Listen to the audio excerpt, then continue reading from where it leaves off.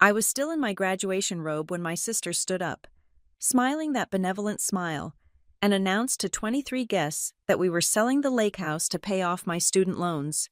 The problem was, I had zero debt, and she had absolutely no right to sell my property. Then, at exactly 7:30, my phone rang. One sentence from the bank froze the room because it did not just expose a lie, it triggered an active fraud investigation right then and there.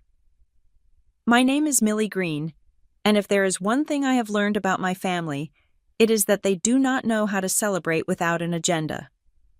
I sat at the head of the long mahogany table in the private dining room of a steakhouse in Midtown Manhattan. The air smelled of seared beef, expensive red wine, and performative affection. To any outsider, or perhaps to a waiter glancing in through the frosted glass of the double doors, this looked like the perfect portrait of American success. There were 23 people in the room, a curated collection of aunts, uncles, cousins, and family friends, all raising crystal flutes in my direction. My diploma, encased in a heavy leather folder embossed with the New York University seal, sat on the white tablecloth next to my bread plate like a prop in a play I had not agreed to star in. The applause was polite, the smiles were wide. The clinking of silverware against china had a rhythmic, almost military precision, but I felt the shift in atmospheric pressure the moment the appetizers were cleared. I knew the texture of this silence. It was not the silence of contentment, it was the silence of people who were waiting for the main event, and I knew with a sinking certainty that the main event was not my Master of Business Administration degree. It was me. Or rather, it was the version of me they were addicted to fixing. My sister, Briana, was the architect of this particular ambiance. She sat 3 seats to my right, looking like she had just walked out of a catalog for suburban royalty. She was 35 years old and wore her life like a badge of honor that she expected everyone else to polish. Her hair was a golden cascade of salon-perfect waves, stiff with just enough product to hold its shape against the humidity, and her dress was a shade of blue that screamed capable benevolence. She was smiling at me, but the smile did not reach her eyes. Her eyes were scanning the table, checking the placement of the napkins, checking the wine levels, checking the audience. Next to her sat Gavin, her husband. If Briana was the shark, Gavin was the pilot fish, though tonight he looked more like a man waiting for a bomb to go off. He was vibrating with nervous energy. He kept adjusting his tie, a piece of silk that looked too tight for his neck, and his eyes were glued to his phone. He was typing furiously, his thumbs moving in a blur under the table. Every few seconds, he would glance up at Briana, receive a microscopic nod or a sharp look, and then dive back into his screen. I took a sip of water. It was ice cold. I let the chill slide down my throat, grounding me. Mom and Dad were seated on either side of me. Dad cleared his throat. It was a sound I associated with bad news. The same sound he had made when our golden retriever died, and the same sound he made when he told me I should not apply to Ivy League schools because the rejection would hurt too much. "We are so proud of you, Millie," Dad said, his voice pitched slightly too loud, as if he were trying to convince himself. He placed a hand on my shoulder. His palm was heavy and warm. "Getting this degree, it is a big step, a huge step." "It really is," Mom added, her voice dropping to that sweet, concerned register that usually preceded a surgical strike on my self-esteem. She leaned in, smelling of lavender and judgment. "But now that the celebration is underway, we think it is time we had a realistic conversation about what comes next, about the future." There it was, the word realistic. In the lexicon of the Green family, realistic was a code word for lower your expectations. I kept my face perfectly neutral. This was a skill I had honed over 4 years of working in high-stakes equity while pretending to be a struggling student. I had learned that my family did not want the truth. They did not want to know that I had been working full-time at Hawthorne Ridge Partners since I was 25. They did not want to know that my bonuses alone were larger than Briana's annual household income. They preferred the narrative where I was the chaotic, artistic, slightly unstable baby sister who needed to be managed. It gave them a sense of purpose. It gave Briana a pedestal. So, I had let them keep it. I wore simple clothes around them. I drove a 10-year-old sedan when I visited home. I never talked about money. I let them believe I was drowning in student loans, and that this MBA was a desperate, debt-fueled attempt to find a corporate job I would inevitably hate. "I am listening," I said softly. Briana placed her fork down. She did it deliberately, the metal making a sharp clink against the porcelain. She picked up her phone from the table and, with a movement that felt rehearsed, turned it face down. It was a gesture of theatrical, undivided attention. She wanted everyone to see that she was prioritizing her little sister over the digital world. "Millie," Briana said, her voice projecting to the back of the room. The chatter among the cousins died down. The aunts stopped chewing. The room pivoted. "We know you are worried. We know the job market is tough right now, especially for someone with your lack of traditional experience. And we know the debt from NYU is hanging over your head like a dark cloud." I saw Gavin stop texting. He shoved his phone into his jacket pocket and picked up his wine glass, draining half of it in one swallow. He looked pale. "We have been talking," Mom said, squeezing my arm. "The whole family. We just want to help you start fresh. We do not want you to be crippled by these loans before you even begin your life." I felt the vibration before I saw it. My phone was sitting next to my water glass. It was a sleek, black device, silent and unassuming. The screen lit up for a fraction of a second, a banner notification sliding across the locked glass. Because of the angle, only I could see it. "Alert. Your property has been listed. MLS VT 89204, status active." My heart did not race. My breath did not hitch. Instead, a cold, crystalline clarity washed over me. It was the same feeling I got when I spotted a discrepancy in a financial report. The moment the numbers whispered that someone was lying, I knew exactly what property that was. I knew exactly where it was located. And I knew exactly who was sitting at this table, thinking they had the power to sell it. I looked at Briana. She was beaming now, a look of beatific sacrifice plastered across her face. She looked like a saint who was about to bestow a miracle upon a beggar. She had no idea that the beggar owned the bank. I looked at Gavin. He was staring at the centerpiece, a generic arrangement of white lilies, refusing to meet my eyes. He knew. Of course he knew. He was a part of it. I looked at my parents. Their faces were masks of supportive pity. They truly believed they were saving me. They believed it so deeply that they had bypassed the minor inconvenience of asking for my permission. The notification on my phone faded, the screen going black again. The secret was safe in the dark glass. "We have a solution," Briana said, her voice thickening with emotion. "A way to wipe the slate clean for you." I did not speak. I did not ask what the solution was. I did not ask how they planned to pay off loans that did not exist. I just watched them. I reached for my water glass again. My hand was steady. I took a slow, deliberate sip, watching Briana over the rim of the glass. I wanted her to feel safe. I wanted her to commit. I wanted her to say the words out loud, in front of 23 witnesses, so that when the trap snapped shut, there would be no ambiguity about who had walked into it. The waiter came by to refill the wine glasses.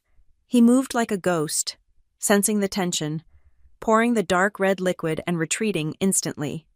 "Millie," Mom asked, her brow furrowing slightly. "Are you okay? You seem quiet." "I am just overwhelmed," I said. The lie tasted like ash, but it was necessary. "I am just waiting to hear what you have to say." Briana exchanged a look with our mother. It was a look of triumph. See, the look said, "She is desperate. She is ready to accept whatever we give her." I glanced at the Rolex on my left wrist, a vintage piece I usually took off before seeing them. But today, amidst the chaos of graduation, I had forgotten. It was stainless steel, understated, easy to mistake for a cheap fashion watch if you did not know what to look for. The hands on the dial read 7:27 in the evening. I had scheduled the call for 7:30. I had contacted the fraud department at Harbor Point Bank 3 hours ago, right after my real estate attorney had flagged the unauthorized access to the deed.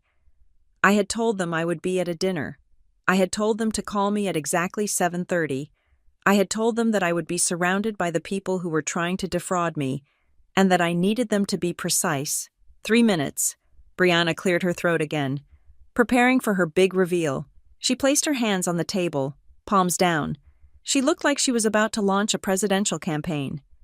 "We know how much you loved the lakehouse," she began, her tone mournful, as if she were talking about a dead pet. I kept my face blank. The lakehouse, my sanctuary. The place I had spent every weekend for the last 2 years restoring.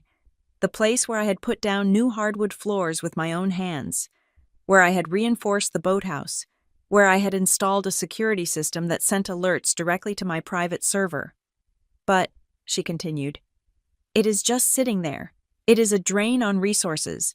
And honestly, Millie, with your financial situation, you cannot afford the upkeep. Mom and Dad cannot keep paying the taxes on a property that provides no return." This was an interesting fabrication. Considering I had paid the property taxes 2 months ago, I had paid them from a trust account that my parents did not know existed. "So," Briana said, her smile widening, showing perfect, white teeth, "we decided to step in." I looked at the phone again. 7:28 in the evening, 2 minutes. The room was silent now. The 23 guests were leaning in. This was the theater they had come for. The Green family drama. The salvation of poor, incompetent Millie. I looked at the notifications that had silently piled up behind the black screen of my phone. There was an email from my lawyer. There was a confirmation from the bank. And there was that first alert. The one that had started the clock property listed. I felt a strange sense of detachment. It was as if I were watching a car crash in slow motion. But I was not in the car. I was standing on the sidewalk, holding the detonator.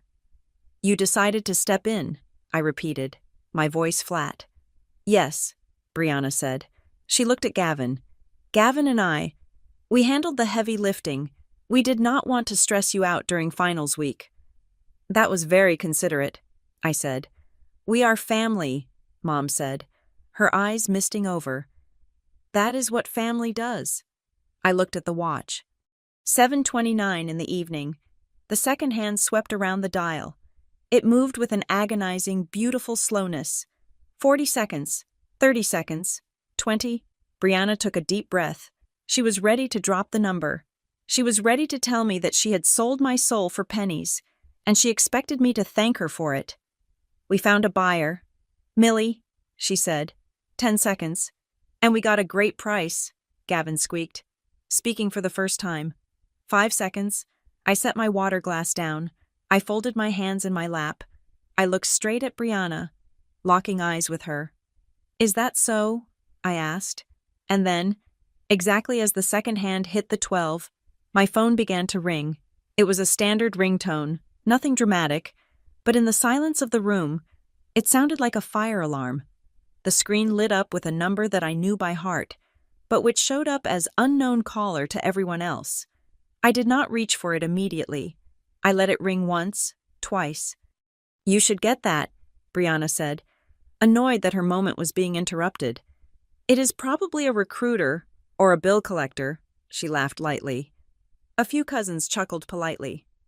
"Yes," I said, standing up slowly. I picked up the phone. "I should get this." I swiped the screen to answer. I did not put it to my ear. Instead, I pressed the speaker button and set the phone back down in the center of the tablecloth, right next to the crystal vase of lilies. "Hello?" I said. The voice that filled the room was crisp, professional, and loud enough for all 23 people to hear. "Ms. Green," the voice asked. "This is Grant Ellis from the Fraud and Compliance Division at Harbor Point Bank. I am calling regarding the emergency alert on your mortgage for the property at 142 Lakeview Drive, Vermont." The smile on Briana's face did not just fade. It evaporated. It was replaced by a look of confusion that was rapidly curdled into terror. "I am here," I said, my voice steady. "We have detected a critical security breach," Grant continued, his voice echoing off the expensive wood paneling. We have received a contract of sale and a power of attorney document submitted this morning. However, our system flagged the signature as a mismatch, and the notary stamp appears to be linked to a suspended license. We are initiating an immediate freeze on the asset. I looked around the table. The silence now was absolute. It was heavy. It was suffocating. And Ms. Green, Grant added, delivering the line that I knew would shatter the room.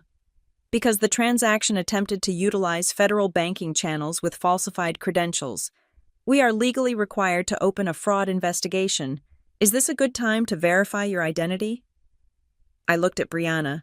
She was frozen. Her mouth was slightly open. Her face was the color of old paper. Gavin had stopped breathing. Yes, Grant, I said, looking directly at my sister. This is a perfect time. To understand why my sister felt comfortable selling a house that did not belong to her, you have to understand the taxonomy of the Green family. In our ecosystem, roles are not assigned by merit or reality. They are assigned by birth order and maintained by a stubborn refusal to update the data. I am the youngest, in the eyes of my parents, and certainly in the eyes of my siblings. Being the youngest means I am permanently 22, slightly confused, and in desperate need of guidance. It does not matter that I am 29. It does not matter that I manage risk assessments that would make my father's blood pressure medication stop working. To them, I am the chaotic element, the variable that needs to be controlled. Ryan, my brother, sat across from me, dissecting his steak with the precision of a man who calculates the cost per bite. Ryan is 38 and holds an MBA he earned part-time over the course of 4 years while working a mid-level management job in logistics. He wears his degree like a suit of armor. He loves to remind everyone how hard he worked for it, how he balanced a family and a mortgage and night classes, because he struggled. He needs to believe that I struggled too, or preferably, that I did not struggle enough and therefore do not deserve what I have. He has always looked at me with a mixture of pity and resentment. To Ryan, I am the one who had it easy. I am the one who went to NYU full-time. I am the one who, in his narrative, is currently drowning in the consequences of my fancy education. If I am successful, it diminishes his grind. If I am failing, it validates his suffering. Then there is Briana. If Ryan is the accountant of family grievances, Briana is the CEO of Family Optics. She is a real estate agent in the suburbs of New Jersey, and if you let her talk for more than 5 minutes, she will tell you she is the top producer in her county. She builds her identity on being the capable one, the matriarch in training who cleans up the messes the rest of us supposedly make. She needs someone to save. If there is no damsel in distress, Briana is perfectly capable of tying someone to the railroad tracks just so she can untie them later and wait for the applause. For the last 4 years, I have let them play these roles. I have let them believe that I am barely scraping by. The reality, which I have kept carefully compartmentalized away from their prying eyes and judgmental comments, is that I have been working at Hawthorne Ridge Partners since I was 25. It is not a job you find on a public listing board. It is a boutique investment firm where the buy-in starts at $5 million and the hours are brutal. I started as an analyst and clawed my way up to associate in record time. My family thinks I am unemployed or working some gig economy job to make ends meet while I study. They think this because it is the story that makes them comfortable. I remember when I got my first bonus. It was more money than my father made in 3 years at his peak. I had stared at the check, my hands shaking, and my first instinct was to call them. I wanted to call my dad and say that I had made it. I wanted to tell Mom she could retire if she wanted to, but then I remembered the last time I tried to share a win. It was the old cut, the wound that never quite healed. It happened at my undergraduate graduation. I had been excited about an opportunity to join a tech startup in Brooklyn, a risky, low-pay, high-equity role that I believed in. I laid out the plan over dinner, my eyes bright, my graphs prepared. My father had sighed. That heavy, disappointed exhale that sucks the oxygen out of a room. He told me to stop dreaming. He told me to be realistic. He told me that startups fail and that I needed health insurance and a 401k and a job title that his friends would understand. Ryan had laughed and asked if I planned to pay my rent with stock options that were worth zero. Briana had patted my hand and offered to help me fix up my resume for a real administrative assistant position at her brokerage. That night, I learned a lesson that saved me 1,000 arguments. Honesty is an invitation for an audit. So, I stopped sharing. When I got the job at Hawthorne, I told them I was taking some extra courses. When I got promoted, I told them school was really intense. When I bought my own apartment in Brooklyn, a place with a view of the bridge and a doorman, I never invited them over. I met them at restaurants. I met them at the family home. I kept my life in a silo because I was tired. It is exhausting to constantly prove you are not a failure to people who are invested in seeing you fail. It takes less energy to just nod and say, "Yes, it is tough out there," than to explain the intricacies of a leveraged buyout to a brother who thinks he knows business because he manages a warehouse schedule. They filled in the blanks of my silence with their own fiction. They assumed I had racked up $200,000 in student loans for this MBA. They assumed I was living with 3 roommates in a basement in Queens. They assumed I was single because I was too unstable to keep a man. Not because I was married to my career and quite happy with the arrangement, and because they never truly asked, I never corrected them. But the lakehouse was different. The lakehouse was not just an asset. It was the only thing my grandfather had left behind that hadn't been liquidated and split up by the vultures. Grandpa was the only one who saw me. He was the one who taught me to play chess, who told me that being quiet didn't mean being weak. When he died, the family saw dollar signs. They saw a prime piece of real estate on Lake Champlain that could be sold to pay for kitchen renovations and new cars. They didn't know that Grandpa had set up a right of first refusal in his trust. They didn't know that I had used my first year's savings from Hawthorne to buy the house outright from the estate before it ever hit the open market. I bought it under an LLC to keep my name off the public search results that Briana refreshes every morning. I kept it because it was mine. I spent my weekends there, not partying, but working. I stripped the lead paint. I replaced the rotting deck boards. I hired local contractors to shore up the foundation. It was my sanctuary, the one place where I wasn't Millie the disaster, but Millie the owner, now sitting at this table, listening to Briana talk about selling the lakehouse as if it were a charitable act to save me from my imaginary poverty. I realized how deep the delusion went. They weren't just selling a house. They were performing an intervention for a problem that didn't exist. "Millie," Mom said, breaking my train of thought. She was looking at me with that gaze that was 50% love and 50% anxiety. "We know you might feel embarrassed about the loans, about needing help. I am not embarrassed." "Mom," I said. It was the truth. Ryan looked up the average starting salary for MBA graduates this year. Dad interjected, trying to be helpful. "It is not what it used to be, and with the economy the way it is." "I checked the numbers," Ryan said, wiping his mouth with a linen napkin.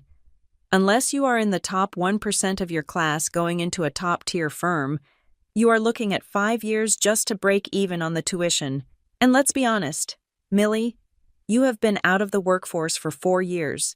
That gap on your resume is a killer." The gap, the imaginary gap. "I have been working, Ryan," I said gently. "Part-time stuff doesn't count." He waved his hand dismissively. "I mean real corporate experience, the kind that builds a career." I took a sip of wine to hide the smirk that was threatening to form. If only he knew that the part-time stuff involved managing a portfolio that was worth more than the GDP of a small island nation. "Ryan is right," Briana chimed in. "That is why this sale is so important. It gives you a cushion. You can take an entry-level job without stressing about the payments. You can breathe." She looked so pleased with herself. She had solved the Millie problem. She had moved the pieces on the board, authorized a sale, and found a buyer, all to rescue her little sister. The irony was acidic. They were trying to save me from financial ruin by committing financial fraud. I looked at Gavin again. He was the weak link. He knew real estate laws. He knew that you could not sell a house you did not own. He knew that you could not sign a deed without the owner present unless you had a power of attorney. And that was the key. A power of attorney. I had never signed one. I had never authorized Briana to act on my behalf, which meant that somewhere, in the last 48 hours, my sister or her husband had forged my signature. They had crossed the line from overbearing family to felony. Why was it really just to help me? Or was there something else? I looked at Briana's handbag, a designer piece that I knew cost $4,000. I looked at the lease on Gavin's new luxury SUV. I looked at the way they were sweating. Despite the air conditioning in the restaurant being set to a crisp 68 degrees, people do not commit forgery just to be nice. They do it because they are desperate. You mentioned the buyer is paying cash, I asked, keeping my voice light, as if I were just curious about the details of my own rescue. Yes, Briana said eagerly. $720,000, a quick close, 30 days. That sounds low, I said. For a waterfront property in that condition. The condition is terrible, Millie, Gavin said, his voice jumping an octave. The roof is shot. The dock is falling apart. Honestly, we are lucky to get that offer. The buyer is taking it as is.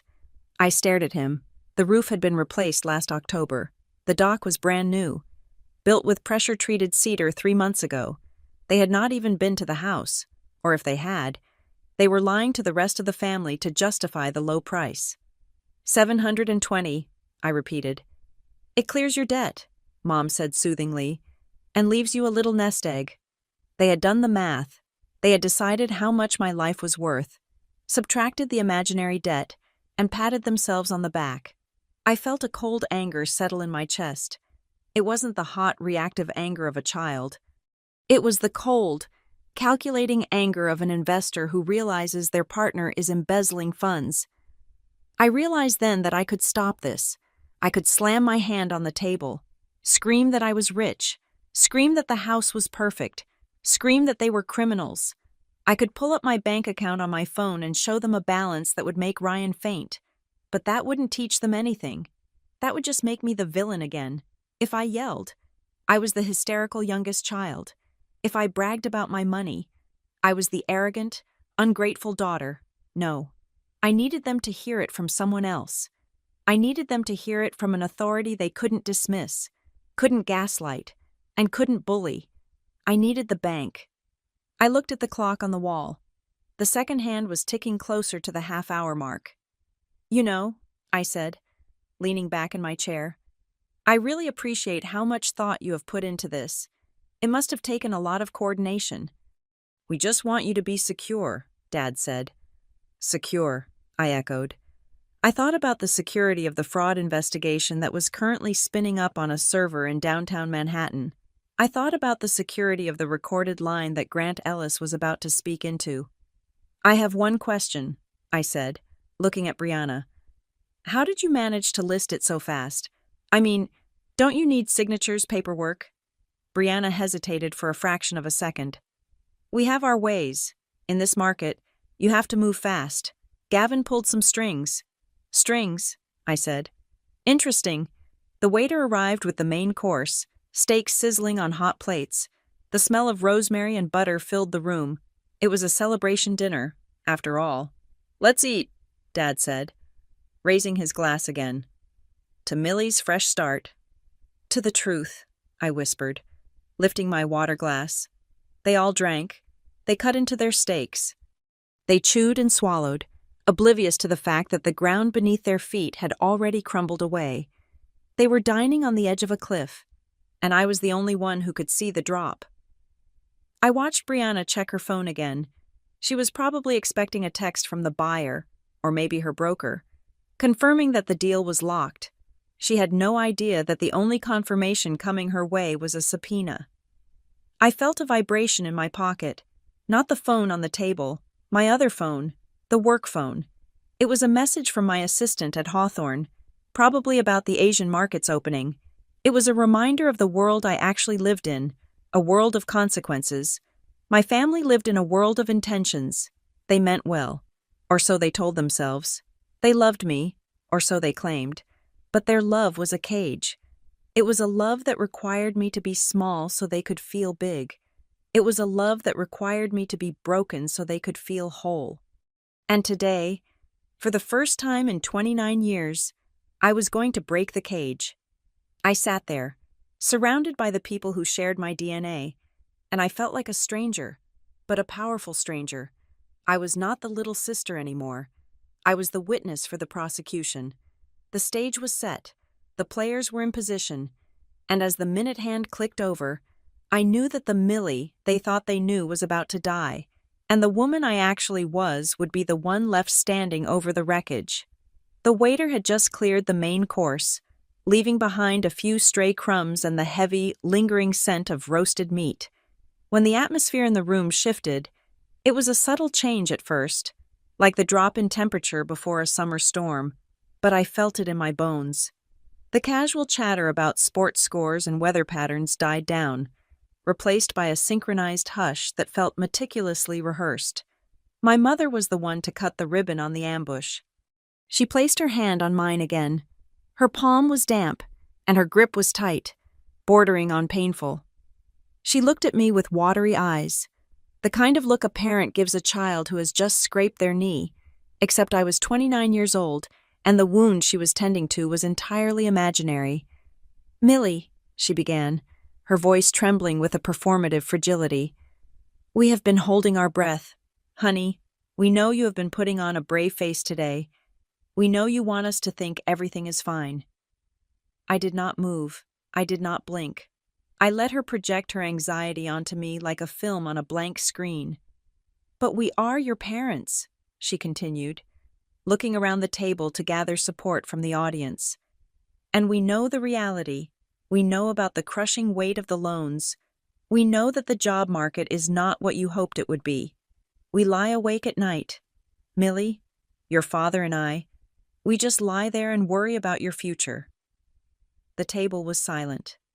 23 pairs of eyes were fixed on me, filled with a cocktail of pity and morbid curiosity. They were waiting for me to break. They were waiting for me to admit defeat, so they could rush in and feel good about themselves. "Mom," I started to say, keeping my voice level, "I appreciate the concern, but I was cut off before I could finish." "No, listen," my father interrupted, his voice stern but laden with that same suffocating care. "We are not here to lecture you. We are here to fix this." That was the cue. Briana stood up. She did not just stand, she ascended. She pushed her chair back with a scraping sound that commanded attention and rose to her full height, smoothing out her dress. She looked around the room, making eye contact with the key stakeholders, the wealthy uncle, the gossiping aunt, our parents, before letting her gaze settle on me. She looked like a master of ceremonies at a charity gala, ready to unveil the grand prize. "Coughing up the courage to do this wasn't easy," Briana announced, her voice pitched to reach the back corners of the private room. "But we realized that sometimes love means making the hard decisions for the people who cannot make them for themselves." She paused for effect. It was a flawless performance. "We have all talked," she said, gesturing vaguely to the room, implying a family consensus that had taken place without me. "And we have found a solution, a way to liberate Millie from this financial hole so she can start her life at zero, instead of negative 200,000. I sat perfectly still, my hands folded in my lap. I was dissecting her words, analyzing the legal implications of every sentence. "The lakehouse," Briana said. She let the words hang there. "We all know it," she continued, her tone shifting to one of practical regret. "It was Grandpa's pride and joy. But let's be honest, it has been sitting up there in Vermont, gathering dust. It is a drain. It is a tax burden, and right now, it is an asset that is doing absolutely nothing for this family." She spoke of the house as if it were a rusted-out car on blocks in the front yard, not a pristine waterfront property on one of the most desirable lakes in New England. She spoke of it as family property, a collective resource waiting to be harvested. "So," Briana said, clasping her hands together, "I stepped up. I reached out to my network. I made some calls to people who trust me. People who know that when I bring a deal to the table, It is solid. She looked at me then, her eyes gleaming with a terrifying mixture of arrogance and benevolence. Millie, I found a buyer. I could feel Gavin shifting in his seat next to her. He was nodding vigorously, backing her up. And not just any buyer, Briana went on. A cash buyer, someone who is willing to close immediately. We are talking about a lifeline, Millie, a complete reset. She took a breath, preparing to deliver the number. I braced myself. I knew the market value of my home. I knew the recent comps. I knew that a house 3 doors down, with half the square footage and no boathouse, had just sold for $1.2 million. They have agreed to pay $720,000, Briana announced triumphantly. The room gasped softly. To them, it sounded like a fortune. To them, $720,000 was a lottery win that would wipe out my imaginary debt and leave me with a down payment for a sensible condo. To me, it was theft. It was a fire sale price, a steal so egregious that it bordered on criminal negligence. $720,000, Gavin repeated, leaning forward. Cash, closing in 30 days, no contingencies. Briana smiled at me, waiting for my tears of gratitude. I know you are overwhelmed, she said, her voice dropping to a conspiratorial whisper that was still loud enough for everyone to hear. I know you have been drowning in finals and job applications. You are not in a headspace to handle negotiations. You are not in a headspace to deal with inspections and counteroffers. Then came the sentence that made the blood run cold in my veins. So, you don't have to worry about a thing, Briana said. I accepted the offer for you. The air left the room. For a second, I thought I had misheard. I thought perhaps she meant she had verbally agreed to present the offer to me. But her face told a different story. She looked satisfied. She looked like she had just crossed the finish line. You accepted it, I asked. My voice was quiet, barely a ripple in the pond of their celebration. I did, she said, beaming. I signed the initial agreement this morning. I acted as your proxy. Because I knew, Millie, I knew that if I came to you with this, you would freeze, you would get emotional, you would cling to the past instead of choosing your future. I took that burden off your shoulders. She had confessed, in front of 23 witnesses. My sister had just admitted to signing a legal contract for a property she did not own, using authority she did not possess. And honestly, Gavin chimed in, his voice loud and blustery, trying to fill the silence I had left. The price is a miracle. That place is a wreck. Millie, let's be real. It is old. The roof is practically caving in. The foundation has issues.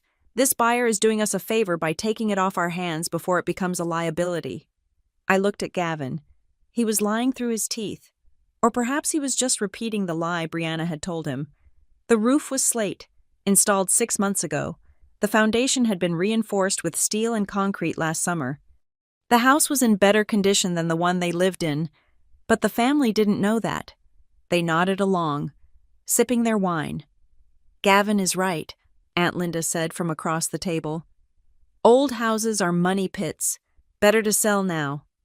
Exactly, Briana said. We are selling the house to save the sister. It is the right thing to do. She raised her glass. To Millie, she said, to a debt-free future, to starting over. The response was automatic.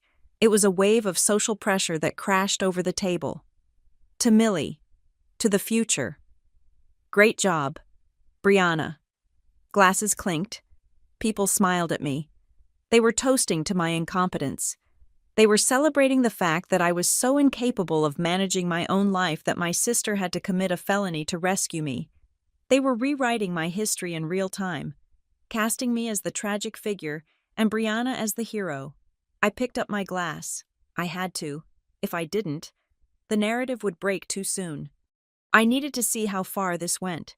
I needed to see the mechanics of the trap before I dismantled it. Thank you, I said. The words felt like broken glass in my mouth. I am speechless. I really am. Oh, sweetie, Mom said, reaching over to squeeze my hand again. You don't have to thank us. We are family. I took a sip of water, using the glass to hide the expression on my face.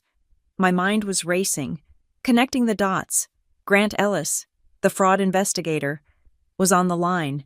He was listening to this. He was recording every word. He had just heard the confession. But there was one piece missing. How had she physically bypassed the digital safeguards?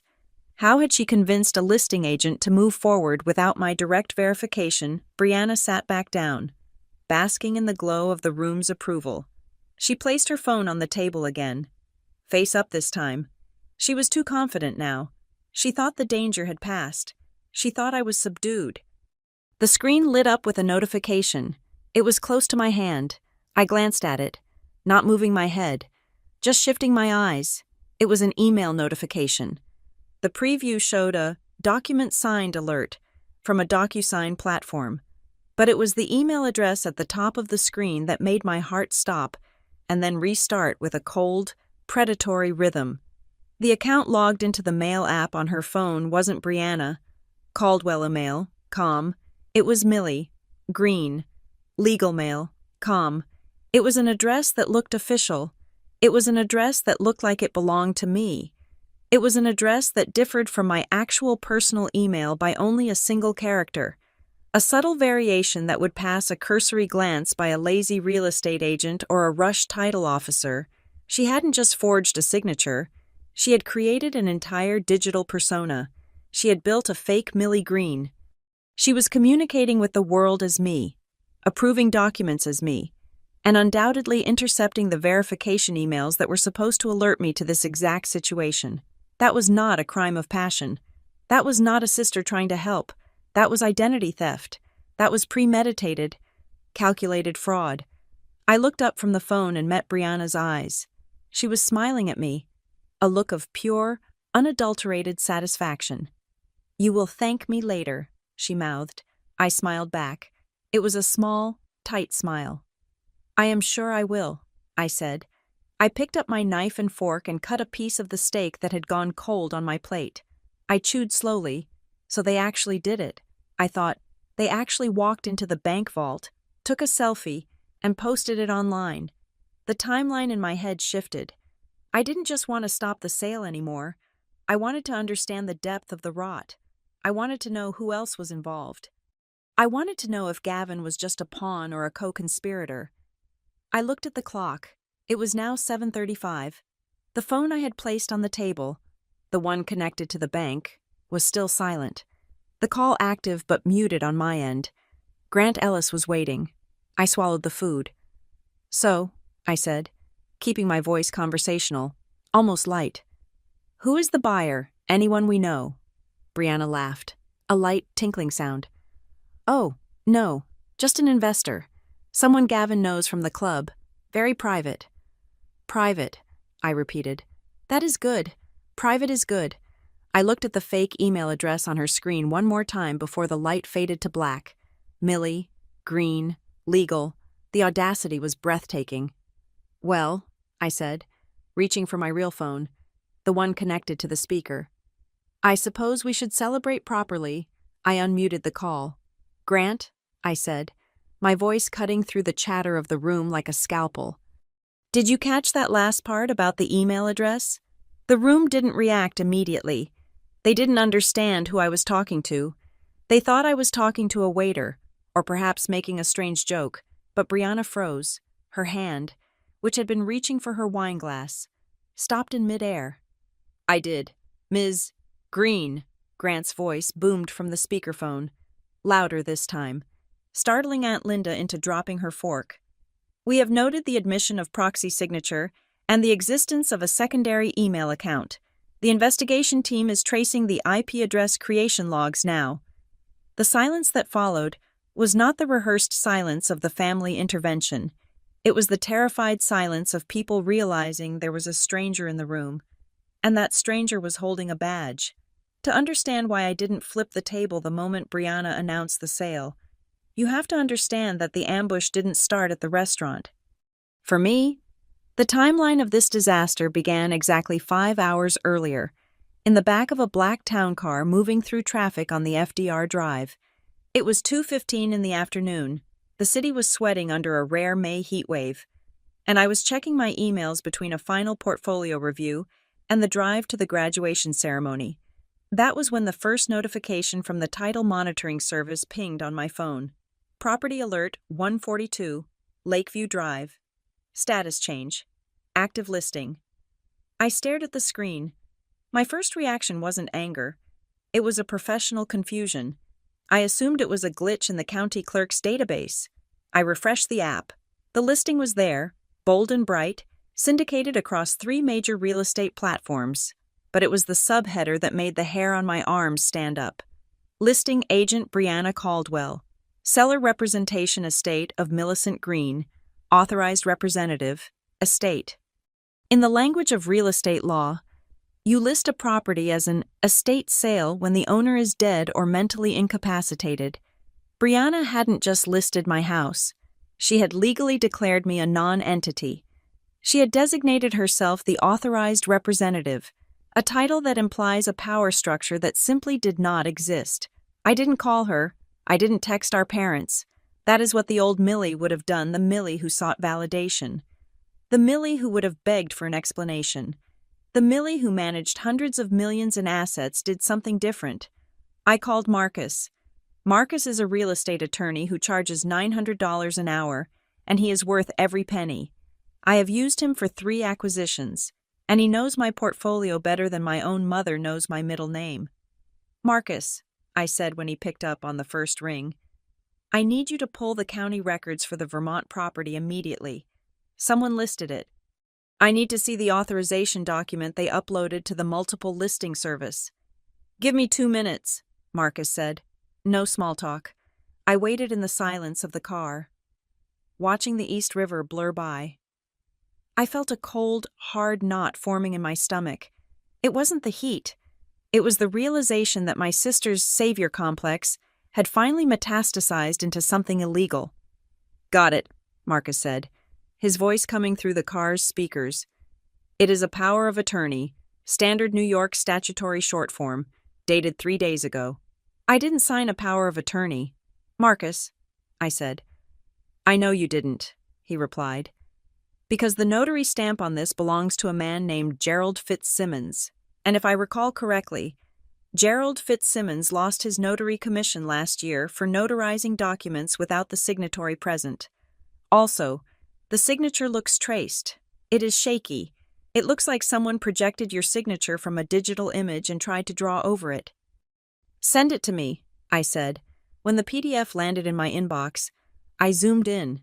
It was clumsy. It was desperate. It was Briana. What do you want to do? Marcus asked. I can have a cease and desist on her desk in 20 minutes. I can have the listing pulled within the hour. We can file a police report for forgery before you even put on your cap and gown. I looked at the document. I thought about the dinner tonight. I thought about the speeches. I thought about the way my family would look at me, the pity, the condescension, the "we are doing this for your own good" narrative that they had been force-feeding me for decades.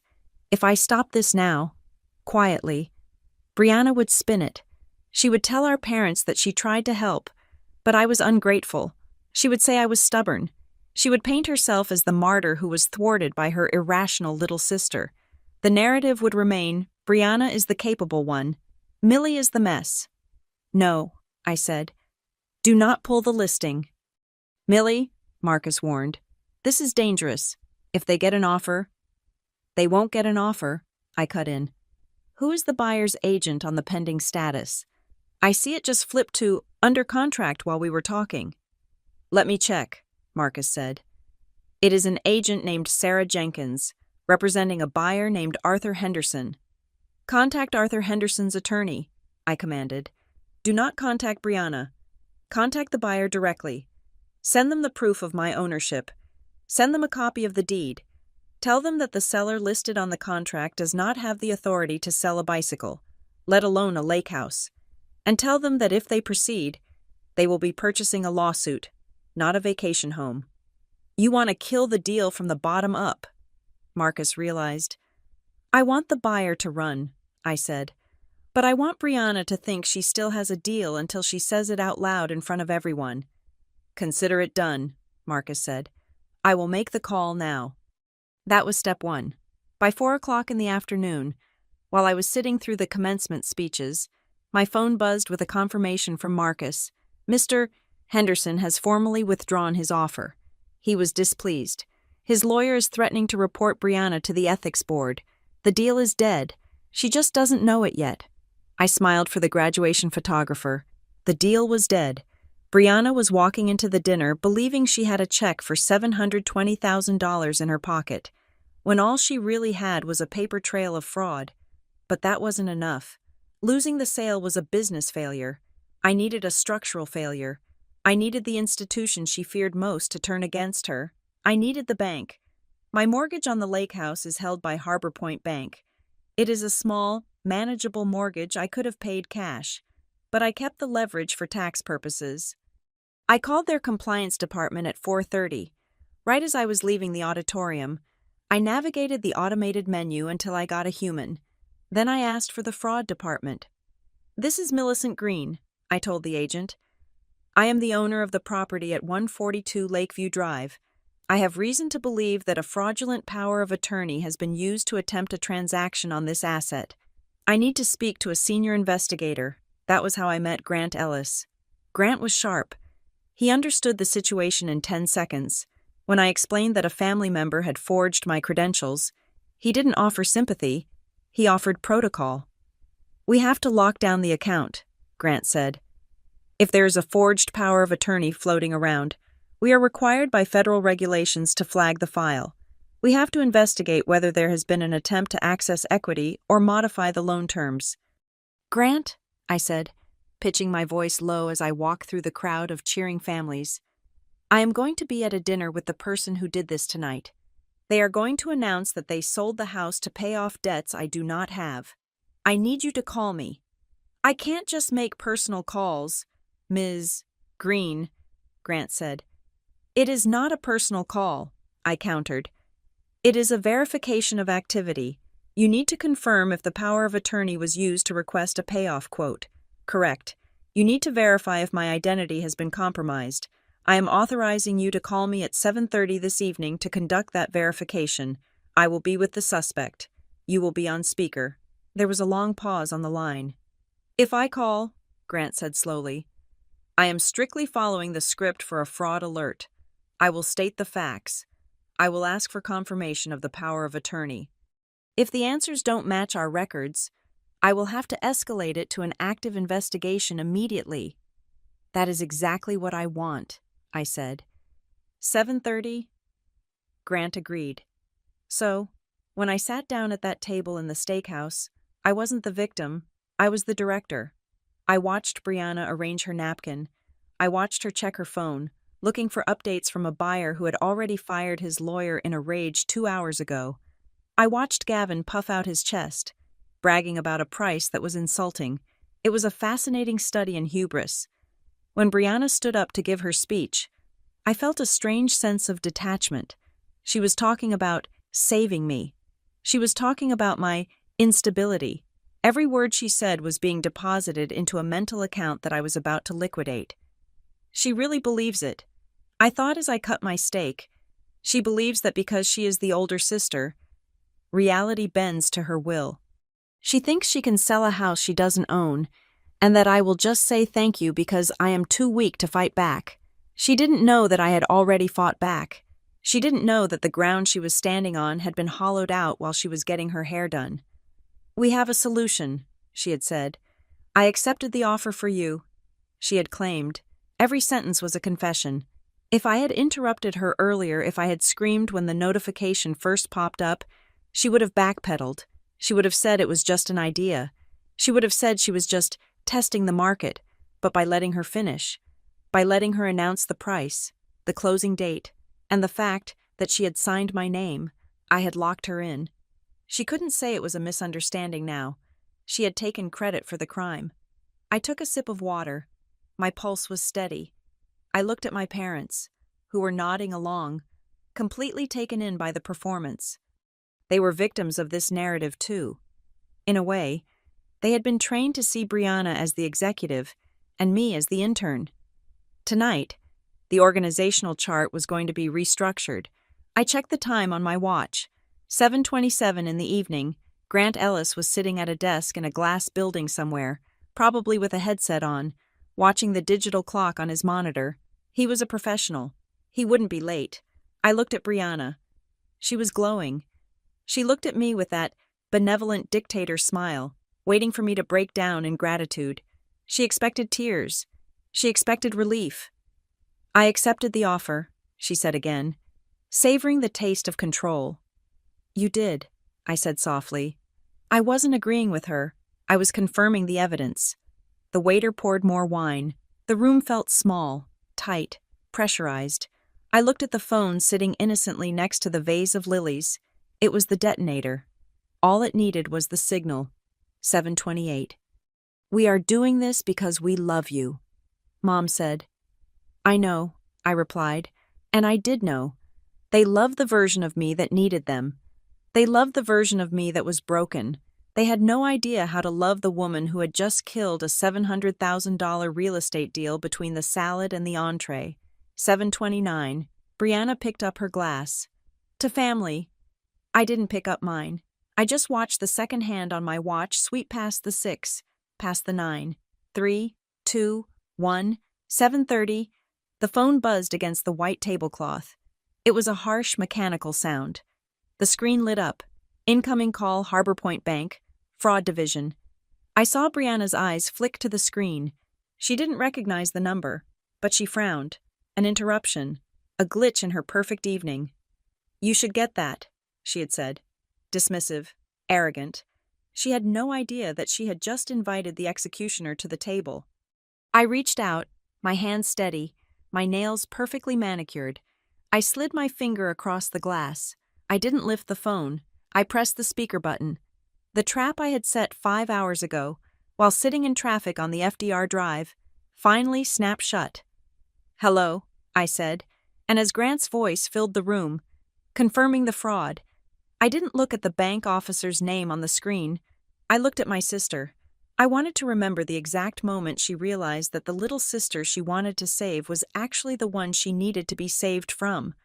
The phone was vibrating against the white linen tablecloth, a persistent, rhythmic hum that seemed to sync with the sudden spike in my heart rate. It was not fear. It was the adrenaline of an athlete hearing the starting gun. I really should take this, I said, pushing my chair back. The legs of the chair made a harsh scraping sound against the floor, momentarily drowning out the low murmur of the restaurant. I looked at my mother. Her face was a mask of encouraging pity. She nodded at me, her earrings catching the light. Go ahead, sweetie, she said. It might be that interview you were hoping for. Maybe it is the assistant manager position at the bookstore. Or the coffee shop, Aunt Linda added helpfully from across the table. Actually, I said, my voice steady, I think it is something a bit more corporate. I did not leave the room. I did not walk to the quiet corner near the velvet curtains. I stood right there, at the head of the table, looming over the remains of the celebration dinner. With a deliberate, almost ceremonial movement, I pressed the green icon on the screen and then tapped the speaker button. I placed the phone back down in the center of the table, right next to the sweating silver ice bucket. Hello? I said. The room went quiet. They were expecting to hear a hiring manager asking if I could work weekends. They were expecting to hear me beg for a minimum wage opportunity. Instead, the voice that filled the private dining room was deep, baritone, and terrifyingly crisp. It was the voice of institutional power. Good evening. This is Grant Ellis, Senior Compliance Officer at Harbor Point Bank. Am I speaking with Millicent Green? The silence that followed was different from the silence before.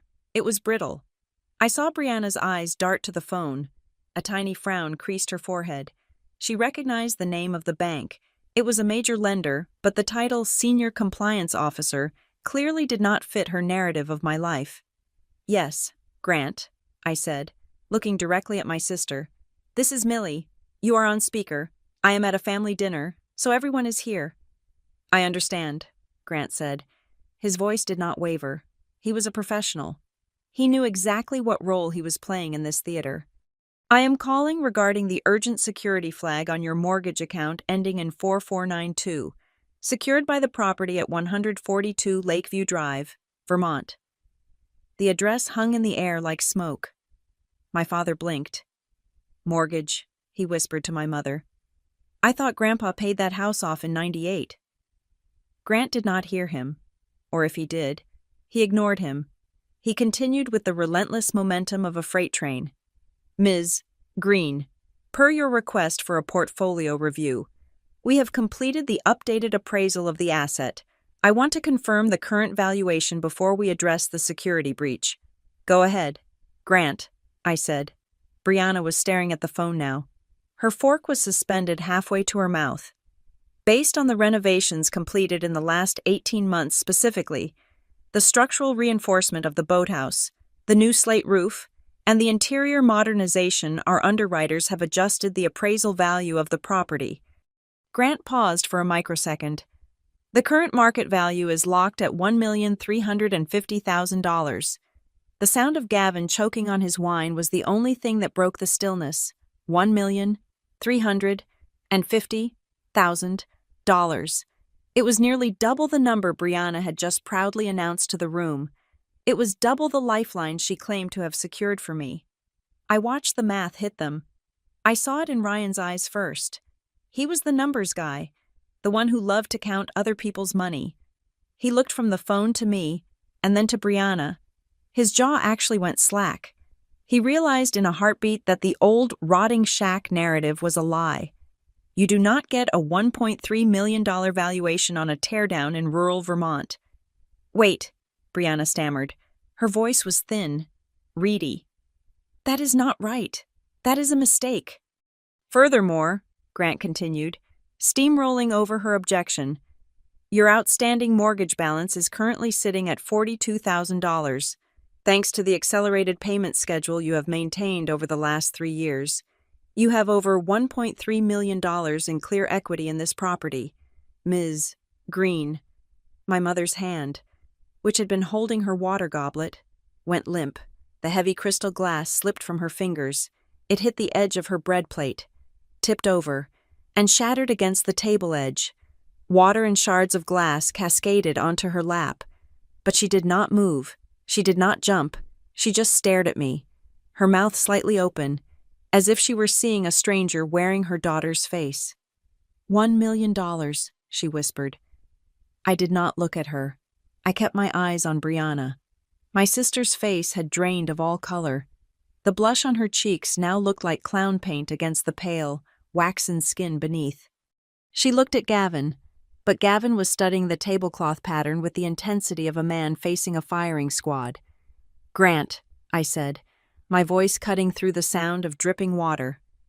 Thank you for the update on the equity, but you mentioned a security breach. Yes, Grant said. His tone shifted. It became harder, colder. It was no longer the voice of a banker. It was the voice of an investigator. At 9 o'clock this morning, our system flagged an incoming request to discharge the mortgage and transfer the title. The request was submitted alongside a power of attorney document. The temperature in the room seemed to drop 10 degrees. The document, Grant continued, enunciating every syllable, claimed to authorize a third party to liquidate your assets. However, our fraud detection algorithms identified multiple irregularities in the notary stamp and the digital signature trace. Briana began to shake. It was a subtle vibration at first, rattling the bangles on her wrist, but it grew until her whole frame was trembling. She knew what was coming. She knew the name that was on that document. We have initiated a formal fraud investigation, Grant said. The individual listed as the agent on this fraudulent power of attorney is named Briana Caldwell. The name landed like a grenade in the center of the salad bowl. 23 heads turned simultaneously. It was a synchronized movement, a wave of realization crashing through the room. They looked at the golden-haired savior. They looked at the sister who had just given a speech about sacrifice and love. They looked at the woman who had claimed to be helping the helpless. Ms. Green, Grant said, I need you to answer a question for the official record. This line is being recorded for legal compliance. I leaned in closer to the phone. I am listening. Did you, at any point, Sign a power of attorney granting Briana Caldwell the right to sell your property, access your accounts, or act on your behalf. The room was so quiet, I could hear the hum of the air conditioning vents in the ceiling. I could hear the shallow, panicked breathing of my brother-in-law. Briana's eyes met mine. They were wide, pleading. For the first time in her life, she looked small. She was begging me with her gaze. Don't do it. Her eyes screamed, don't ruin me. We are family. But I remembered the old cut. I remembered the graduation where they told me I wasn't good enough. I remembered the years of condescension. I remembered the email address she created to impersonate me.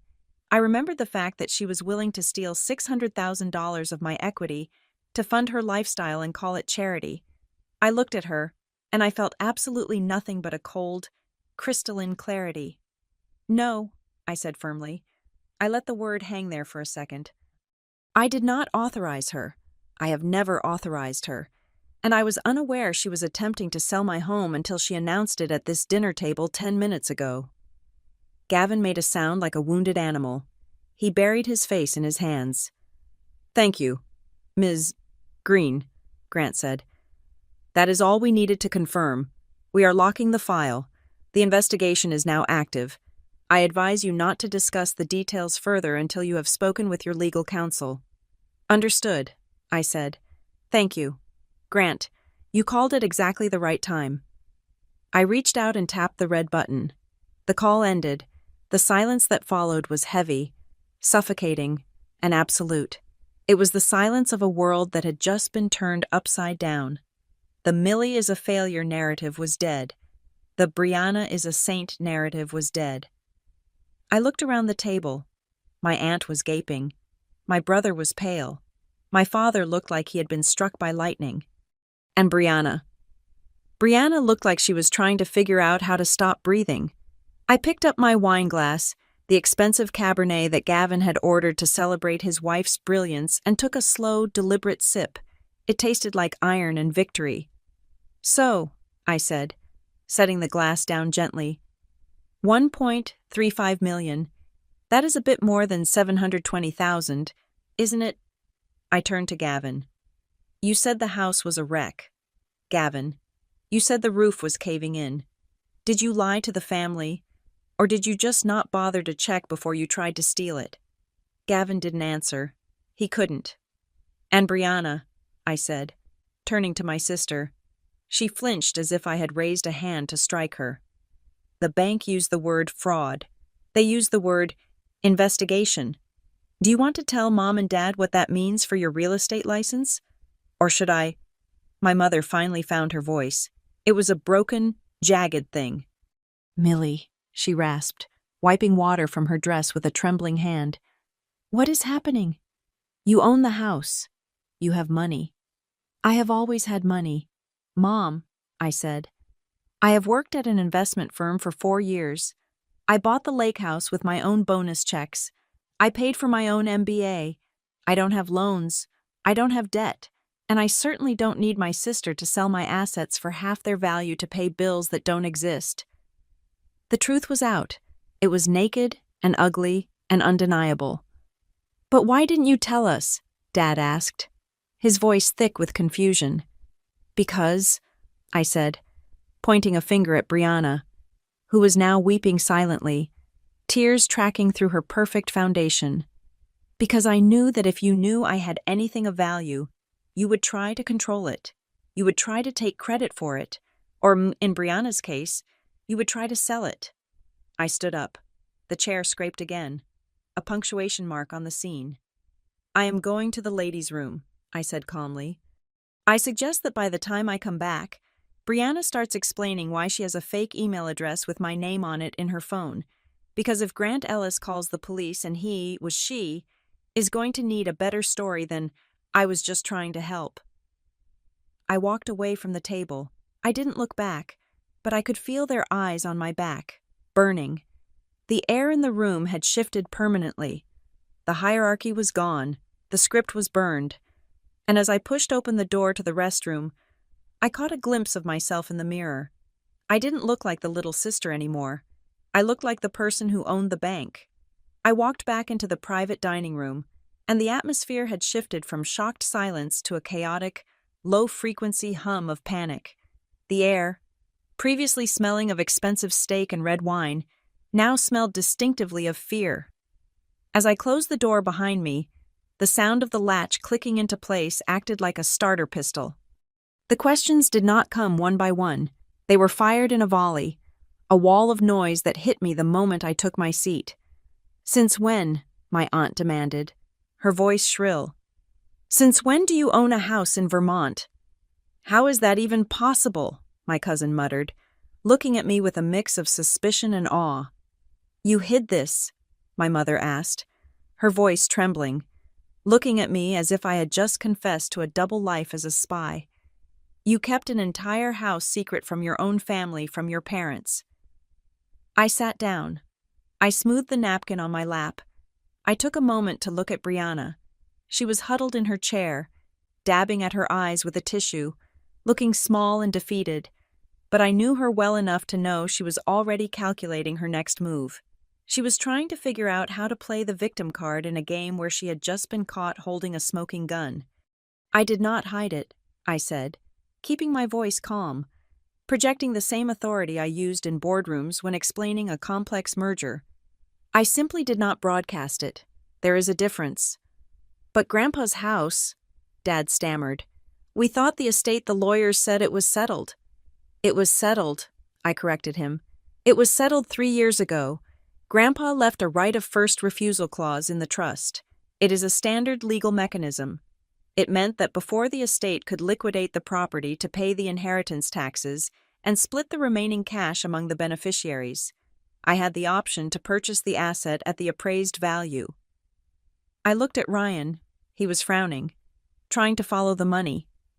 "The estate was cash poor," I explained, turning to my brother. "You remember that, Ryan?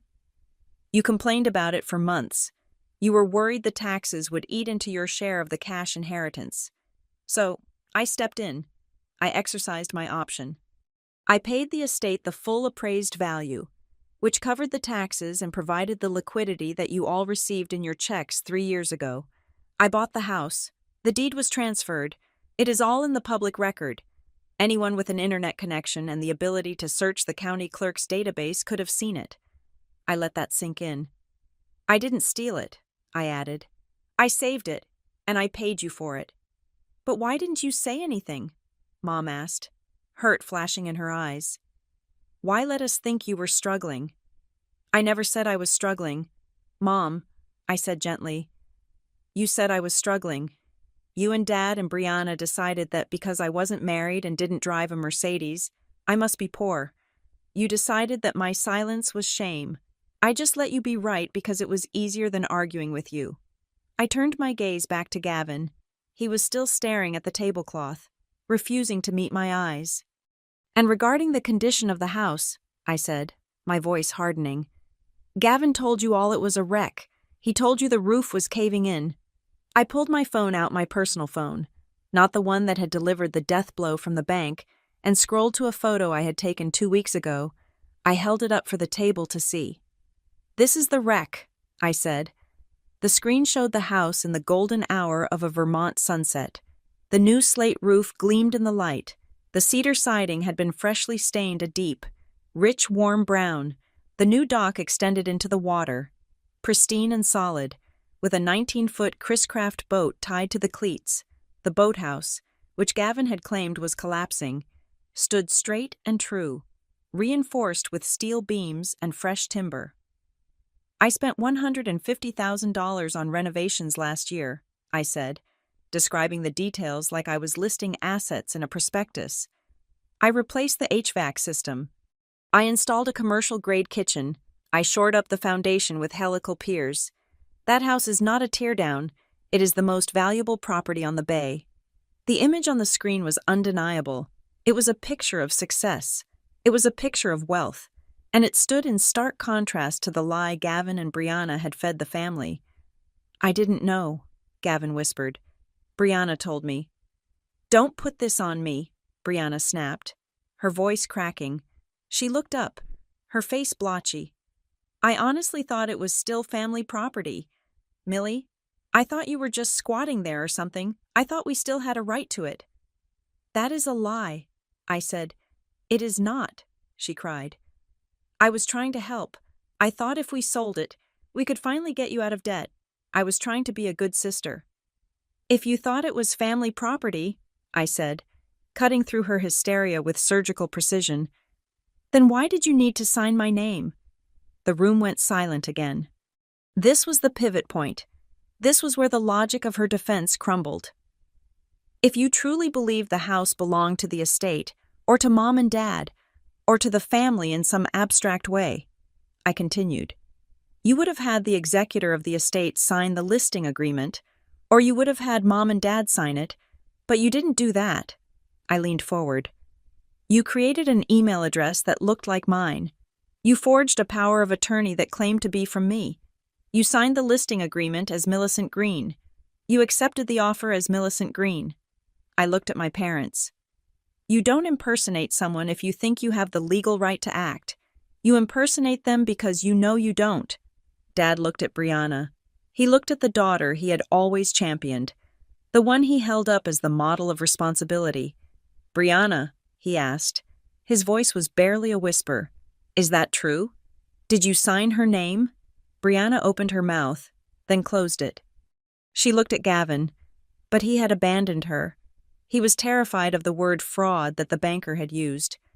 "I had to," she whispered, "because Millie wouldn't listen. She is so stubborn. I knew she would say no, so I had to do it for her own good. Signing a document for someone else without their permission isn't doing it for their good."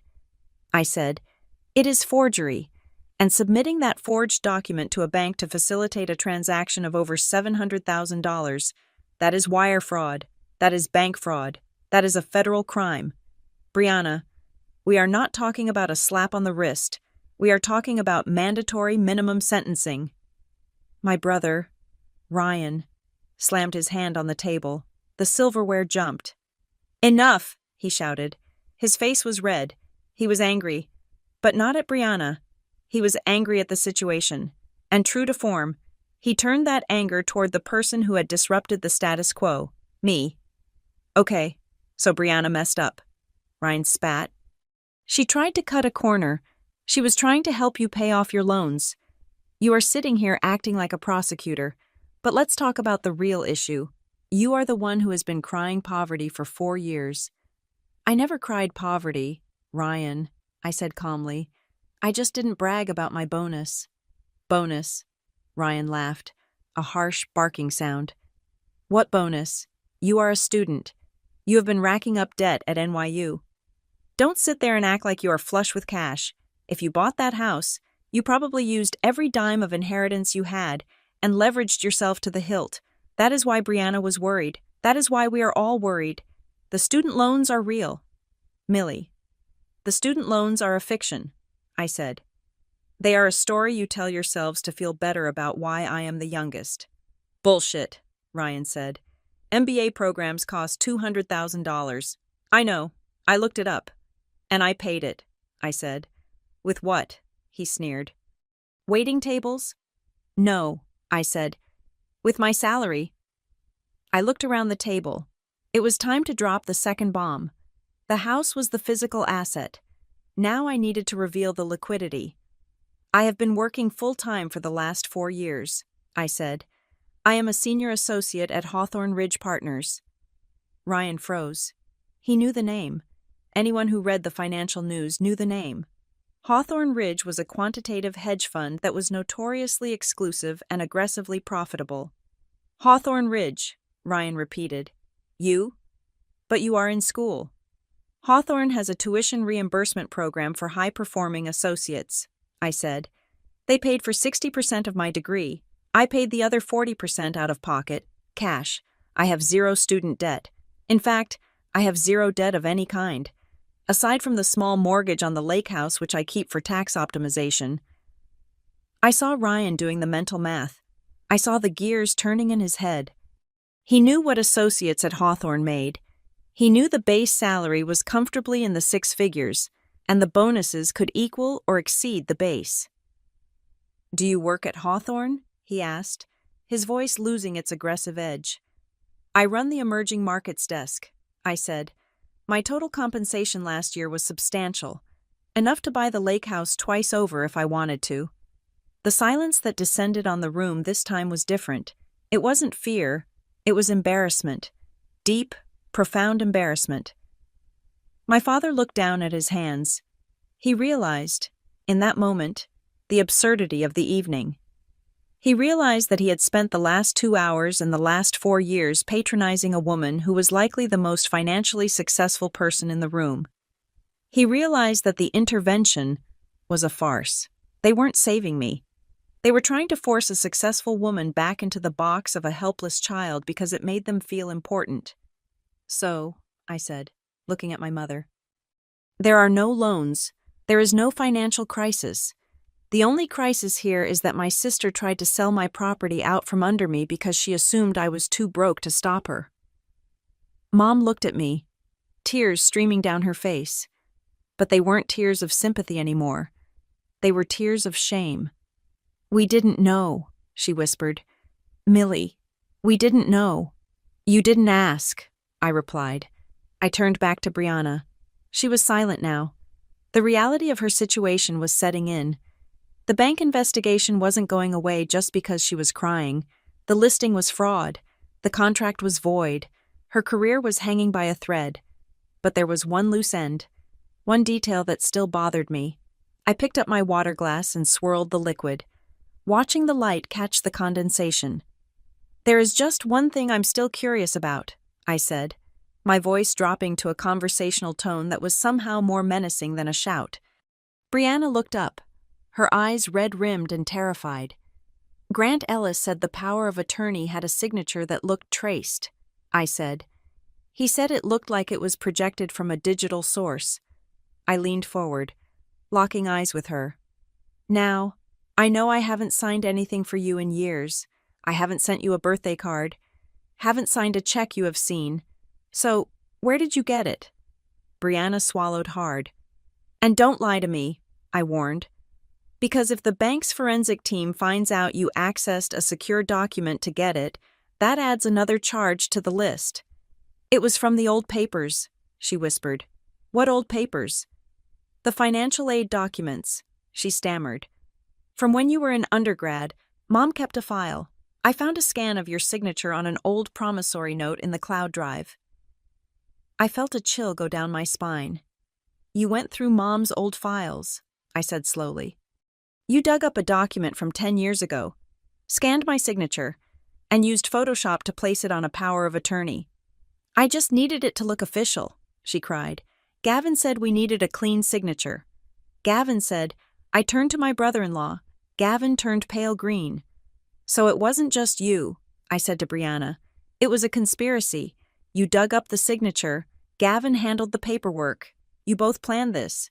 You both executed it. I looked at my parents. Your help wasn't an impulse, Briana, I said. It was a heist. You raided Mom's digital files to steal my identity. The room felt incredibly small. The air was sucked out of it. My parents looked at Briana with horror. Using a fake signature was one thing. Violating the sanctity of the family's private records to manufacture it. That was a betrayal that went deeper than money. Well, I said, sitting back. At least we have cleared that up. I checked my watch. The bank is going to want that detail, I noted casually. Source of the forged signature. It helps them build the timeline. Millie, please, Briana begged, her voice a broken whisper. Please don't tell them that. If they know I used Photoshop, if they know it was premeditated. It was premeditated. Briana, I said. You planned it. You listed it. You sold it. You just didn't expect the owner to answer the phone. The waiter, a young man who had likely seen his fair share of Midtown Manhattan drama, hovered near the credenza with a pitcher of water. He looked terrified. He clearly wanted to refill the glasses, but the energy in the room was so volatile that approaching the table felt like walking into a knife fight. I ignored him.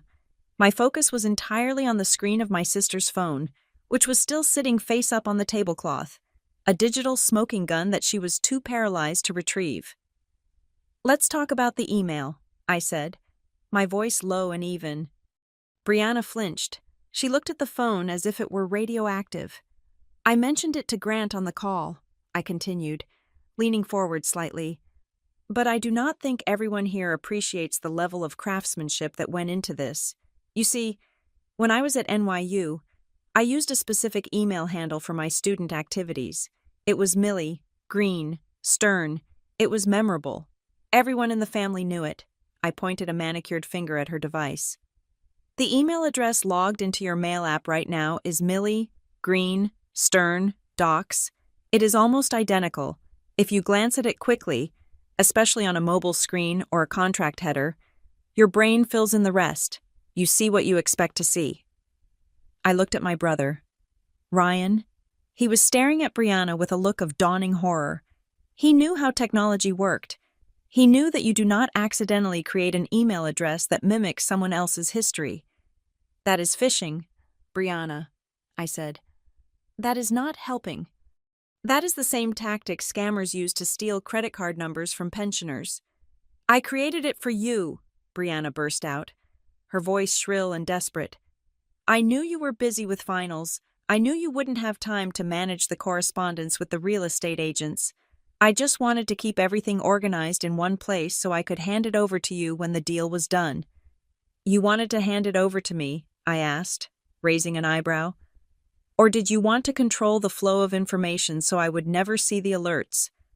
Because if that email address was the primary contact for the listing, then every notification about showings, offers, and inspections went there, not to me. Briana's mouth opened and closed. She had no defense because I was right.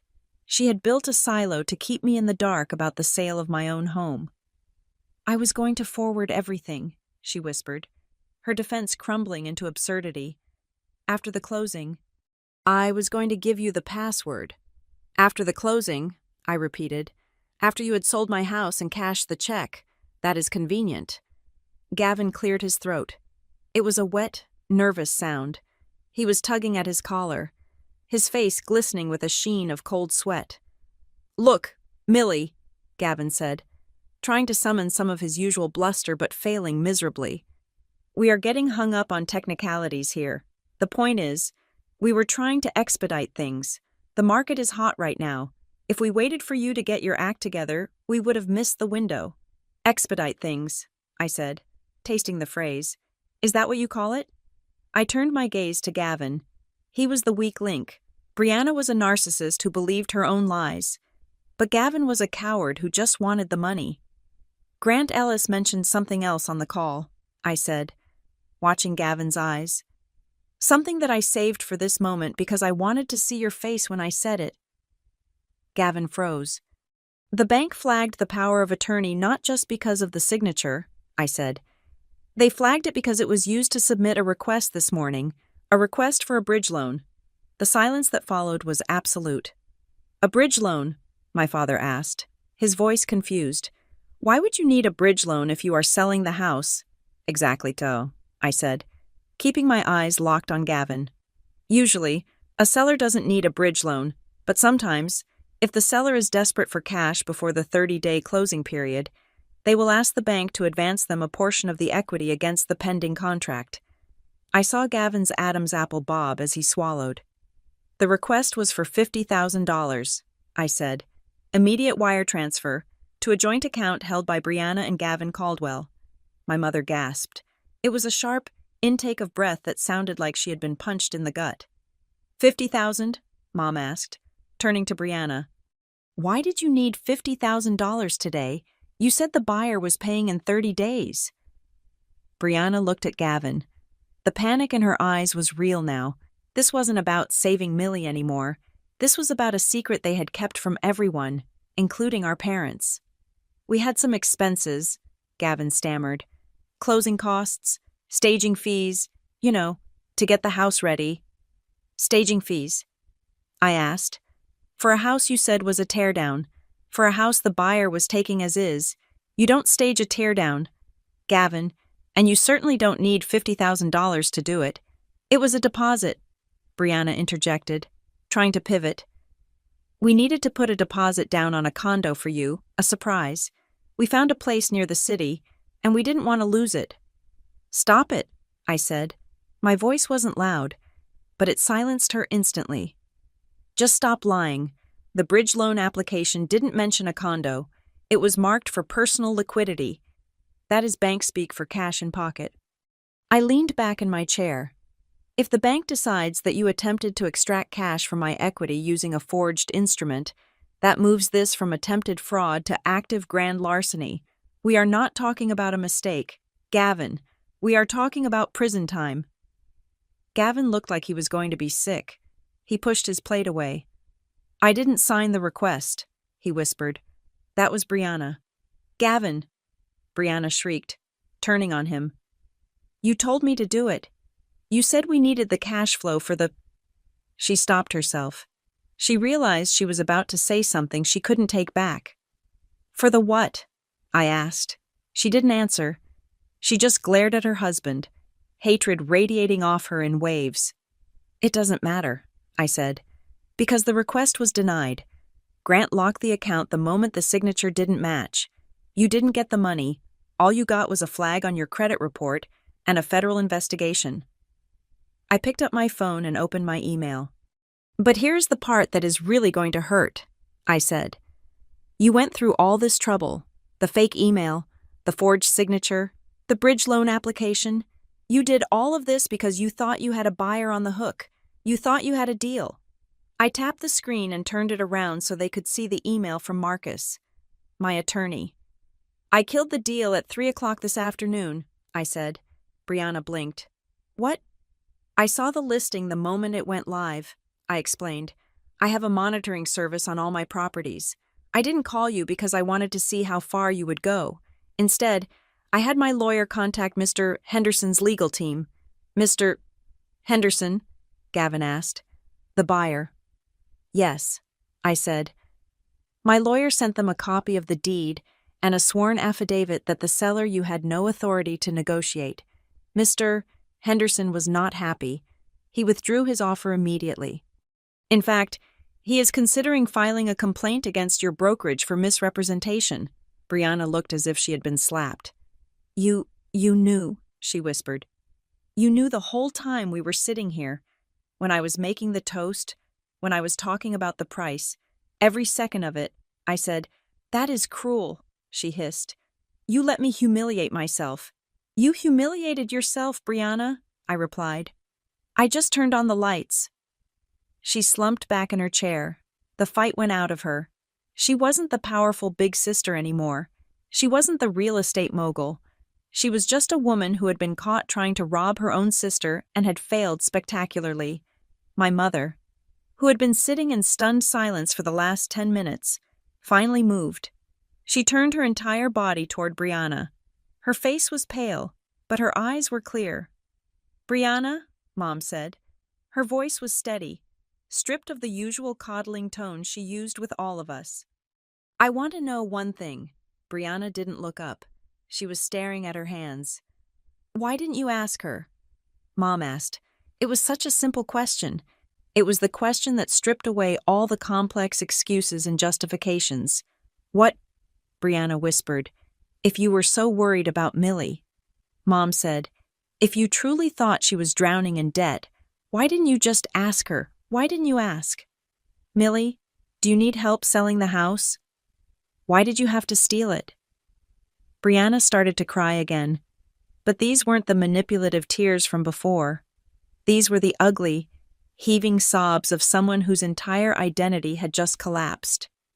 Because, Briana choked out, because she never asks for help.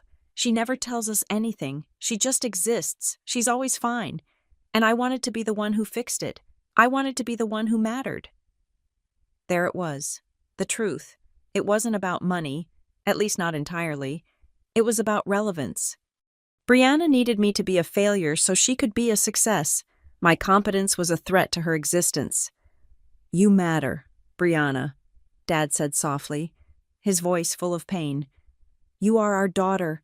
You don't need to commit crimes to matter.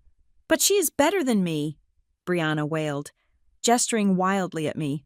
Look at her. She works at a hedge fund. She owns $1 million house. She paid for everything herself, and I am just a suburban agent pushing split levels in Jersey. And whose fault is that? I asked coldly. I didn't tell you to become a real estate agent. I didn't tell you to marry Gavin. I didn't tell you to live beyond your means. You made those choices. Don't blame my success for your insecurity.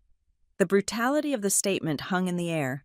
Just then, my phone, the one connected to the bank account, pinged with a loud, distinctive chime.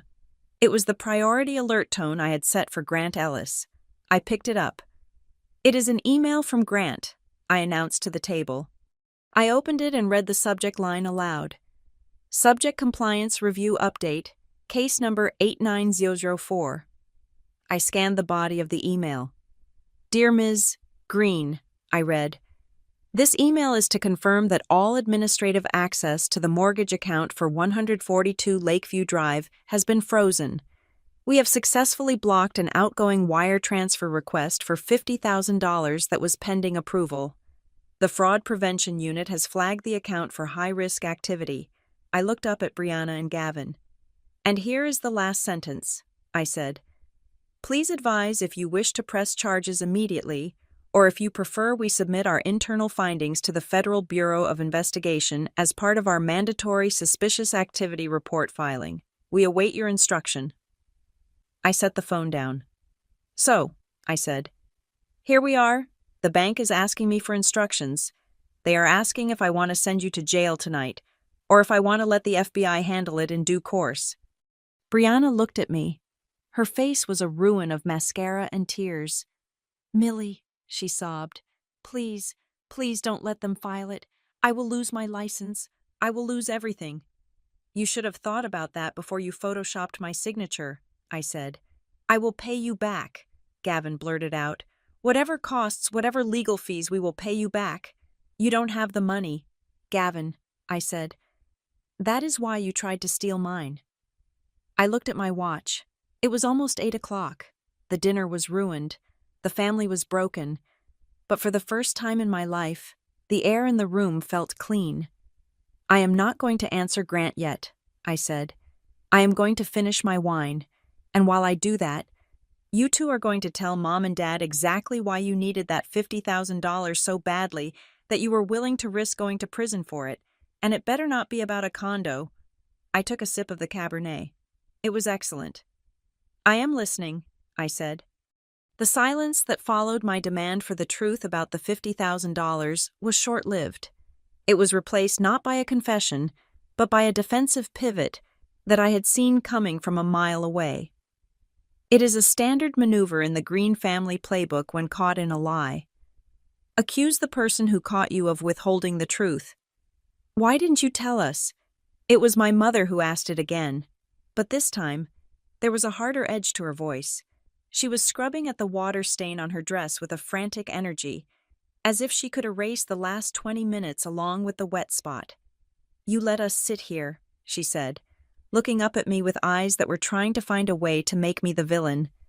"You let us worry about you. You let Briana stress herself sick trying to find a solution. You let us believe you were drowning. Millie, how could you do that to people who love you?" "Yeah," Ryan chimed in, seizing the lifeline Mom had thrown. He leaned forward, regaining some of his bluster now that the conversation had shifted from felony fraud to emotional betrayal. "That is the real problem here. You played us. You sat there acting like a broke student while you were sitting on $1 million in equity and a hedge fund salary. That is manipulative, Millie. That is sick." I looked at them. I looked at the way they were circling the wagons, rewriting the narrative in real time to protect their egos. If I was the manipulator, then their incompetence was just an innocent reaction to my deceit. It was a fascinating psychological defense mechanism. "I didn't play you," I said, my voice calm, contrasting sharply with their rising volume. "I just stopped correcting you." "That is the same thing," Ryan snapped. "Is it?" I asked. Let's go back. Let's go back to the lunch at the boathouse. 4 years ago, my undergraduate graduation." The table went quiet. They remembered the lunch. It was the day the dynamic had been cemented. "I remember it perfectly," I said. I had just received an offer for a junior analyst position, It wasn't Hawthorne yet, but it was a start, and I had won a merit scholarship for my MBA that covered 60% of the tuition. I was so proud.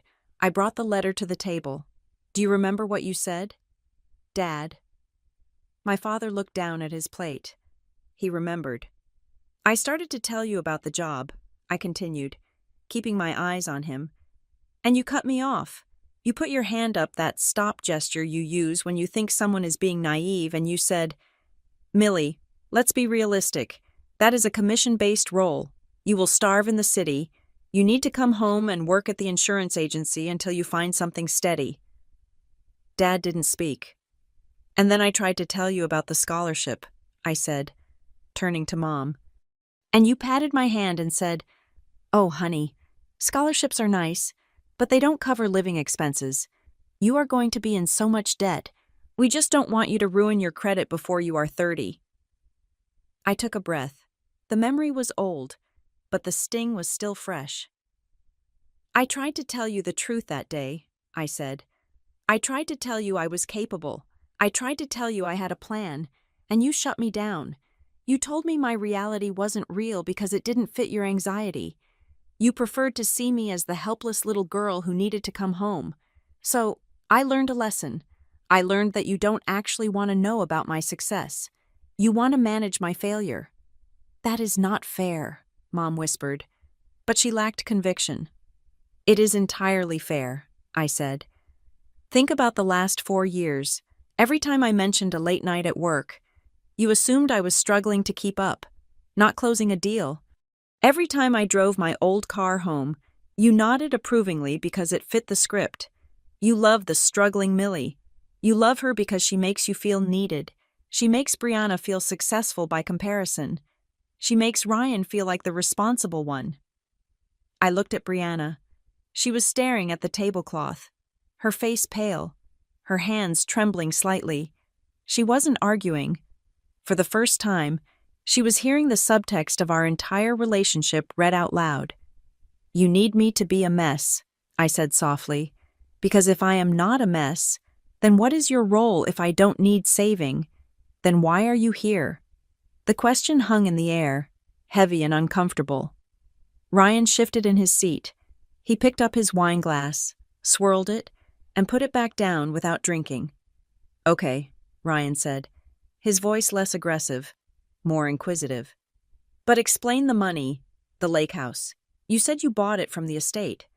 But Grandpa left that portfolio the stocks. We all got the distribution letters. Yes, I said. We did. I got checks, Ryan said, frowning. Dividends, a few $100s here and there, maybe 1,000 once or twice. I just deposited them. I thought it was just leftovers, small stuff. Leftovers, I repeated. That is what you thought. Well, yeah, Ryan said defensively. Grandpa wasn't exactly Warren Buffett. I figured the portfolio was just some old utility stocks he forgot about. Grandpa owned significant positions in 3 major pharmaceutical companies and a legacy tech firm that has split 4 times in the last decade, I corrected him. The leftovers were a carefully managed trust. When he died, the portfolio was divided. We all got equal shares. I looked at Ryan, then at Briana. You all treated it like pocket money, I said. You cashed the dividend checks and spent them on dinners or car leases. You never logged into the brokerage account. You never looked at the holdings. You never reinvested. Ryan blinked. Reinvested. I took my share, I said, and I actively managed it. I reinvested every single dividend. I rebalanced the portfolio. I used the growth to leverage the purchase of the lakehouse when the estate needed liquidity. The reason I have assets and you have small stuff isn't because Grandpa loved me more. It is because I read the mail. It was a brutal simplification, but it hit the mark. Ryan was an MBA. He knew the power of compound interest and active management.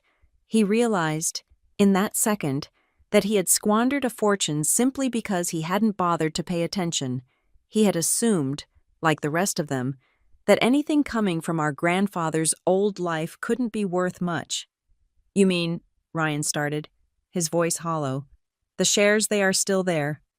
Yours are, I said. Unless you sold them without realizing it, but they are sitting in a stagnant account, collecting dust, while mine have tripled. Ryan looked sick. The financial jealousy that had been directed at me regarding the loans was now replaced by a much deeper, more personal regret. He couldn't blame me for this. He couldn't blame the economy. He could only blame his own arrogance. I tried to tell you about the portfolio too, I added, twisting the knife slightly. 3 Christmases ago, I asked you if you had seen the proxy vote materials for the tech merger. You laughed at me. You said, "Millie, stop playing stockbroker with Grandpa's pennies." Ryan closed his eyes. He remembered. "So don't ask me why I didn't tell you," I said, addressing the whole table. "I told you. I showed you. I gave you every opportunity to see me. You just refused to look because it was more comfortable to keep your eyes closed." My father made a sound. It was a deep, guttural sigh. He pushed his chair back slightly, creating a physical distance between himself and the table, as if he needed room to breathe. He looked at Briana, who was still frozen, her weeping reduced to silent, shuddering breaths.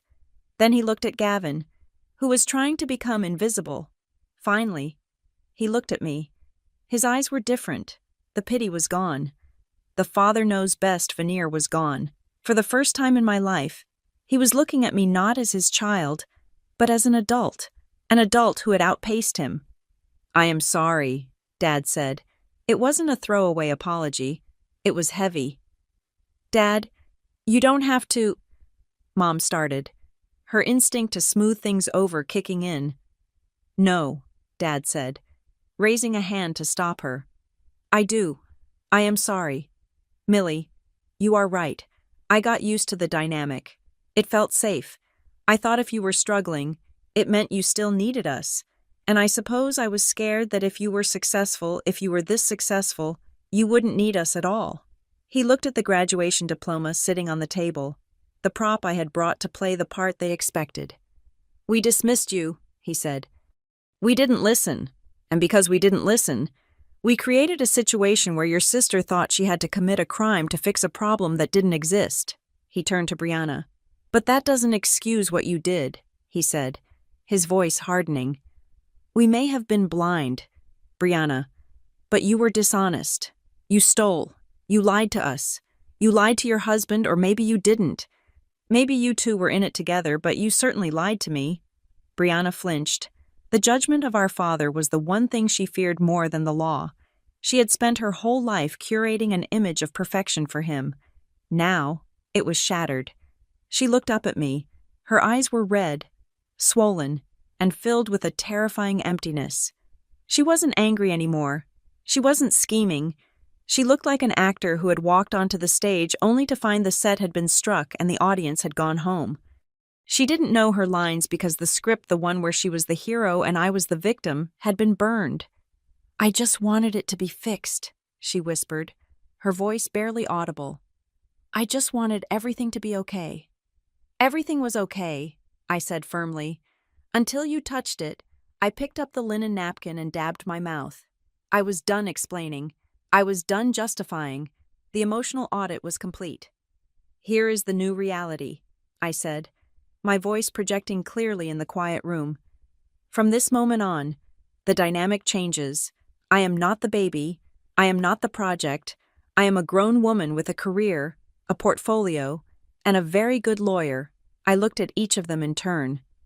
"If you want to be in my life, you ask before you act. You ask before you assume. If I want advice, I will request it. If I don't request it, you keep it to yourselves. And if you ever try to intervene in my financial or legal affairs again without my written consent, I won't call a family meeting. I will call the police." "We understand," Mom said, her voice trembling. "We understand, Millie." "Good," I said. I looked at the phone again. The screen was dark, but the threat was still active. "Now," I said, turning my attention back to the weeping figure of my sister and her terrified husband. "We still have the issue of Grant Ellis and the email I need to reply to." Briana looked at me, hope and terror warring in her face. You said you haven't answered him yet, she stammered. I haven't, I confirmed. But that window is closing. Banks have automated protocols. If Grant doesn't hear from me with a resolution, or if he sees any more suspicious activity, he is required to escalate the file to the federal level. It goes to a review board. And once it goes to the board, Briana, it is out of my hands. I can't stop it. I can't ask them to be nice. They are obligated by law to report identity theft. I leaned in, delivering the final hook of the evening. So, if you want to walk out of this restaurant without a pair of handcuffs waiting for you in the lobby, you need to do exactly what I tell you to do in the next 10 minutes, and you need to do it with a smile. Briana nodded frantically. She would have agreed to jump out the window if I had asked. What, she asked. What do we do? We are going to fix the record, I said. But not here. We are going to fix it where it matters. The decision to go to Vermont was not mine. It was a collective gasp for air from a family that had been suffocating in a vacuum of lies for too long. After the check was paid by me, naturally, using my corporate card just to drive the point home, my mother had looked at me with pleading eyes and asked if they could see it. See what? I had asked, feigning ignorance. The house, she whispered. The real house. Not the one Gavin described, I agreed, but I set a condition. You can come, I told them as we stood on the sidewalk of 52nd Street, the city humidity sticking to our skin. But you come as guests. You do not come as appraisers. You do not come as critics. You are going to walk through that door and see the life I built while you were busy imagining my failure. And if anyone mentions the word renovation or market value, I will turn the car around and leave you on the side of the highway. They agreed. They would have agreed to anything. We drove up on Saturday morning. The convoy was somber. I drove my own car, a terrifyingly fast German sedan that I usually kept garaged in Brooklyn to avoid raising eyebrows. Briana and Gavin followed in their leased SUV, a vehicle that looked flashy but probably had a missed payment notification sitting in the glove box. Mom and Dad rode with Ryan. The drive to Lake Champlain usually takes about 5.5 hours. It is a decompression chamber. You watch the concrete canyons of New York dissolve into the industrial sprawl of the suburbs, then into the rolling green hills of the Hudson Valley, and finally into the deep, stoic mountains of Vermont. By the time we turned onto the gravel access road leading to Lakeview Drive, the sun was high and bright. The air here was different. It smelled of pine needles, damp earth, and deep water. It was the smell of my childhood, but purified. I watched in my rearview mirror as Briana's car slowed down. She was hesitant. She was approaching the scene of the crime she had tried to commit from a distance. I pulled into the driveway and killed the engine. The silence that followed was heavy. When I stepped out, I saw them all standing by their cars, staring. Gavin had described a wreck. He had described a rotting carcass of a house that was lucky to fetch land value. What stood before them was a resurrection. The house was a craftsman bungalow built in the 1920s. When I bought it from the estate, it had been gray and tired, with moss eating the shingles. Now it glowed. The cedar siding was stained a warm, honey teak color that caught the sunlight. The windows, once drafty single panes, had been replaced with custom architectural glass that reflected the blue of the sky. The wraparound porch, where Grandpa used to smoke his pipe, had been completely rebuilt with mahogany decking. It didn't look like a flip. It didn't look like something Briana would sell in the suburbs with gray laminate floors and white shaker cabinets. It looked like a home that had been loved fiercely. It is beautiful, Mom breathed, her hand covering her mouth. It is solid, Ryan added, walking up to one of the porch columns and kicking it gently, testing the structure. This isn't a patch job. This is high-end work. I told you, I said, unlocking the front door. I didn't buy it to sell it. I bought it to keep it. I swung the heavy oak door open. Shoes off, I commanded. The floors are walnut, and I just had them oiled. They filed in like schoolchildren visiting a museum. The interior was cool and smelled of beeswax and old books. The sunlight streamed in through the lake-facing windows. illuminating the dust motes dancing in the air. I led them past the kitchen with its soapstone counters and the commercial range I used to cook meals for myself on quiet weekends, and straight into the heart of the house, the library. This was Grandpa's room.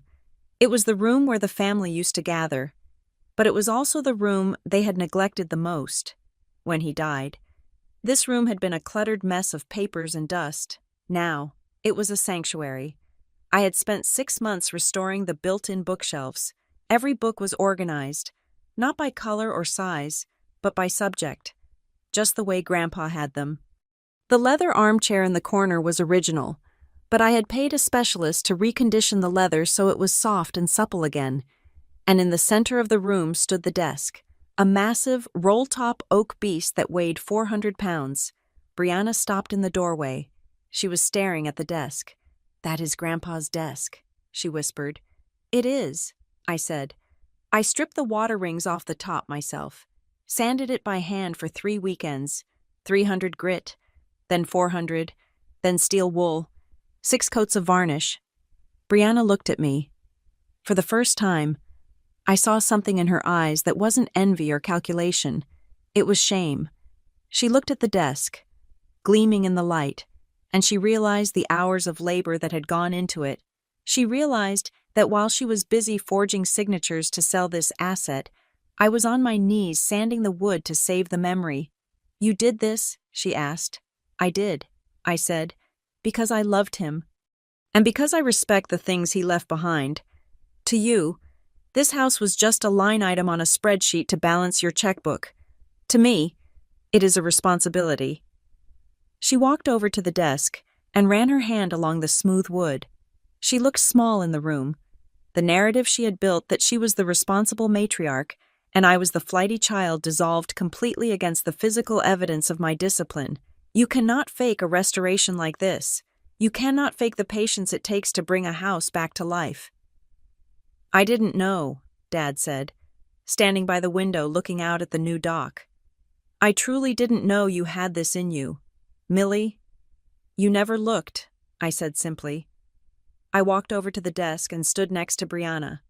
"Move," I said gently. She stepped aside. I reached for the small drawer on the upper right side of the roll top.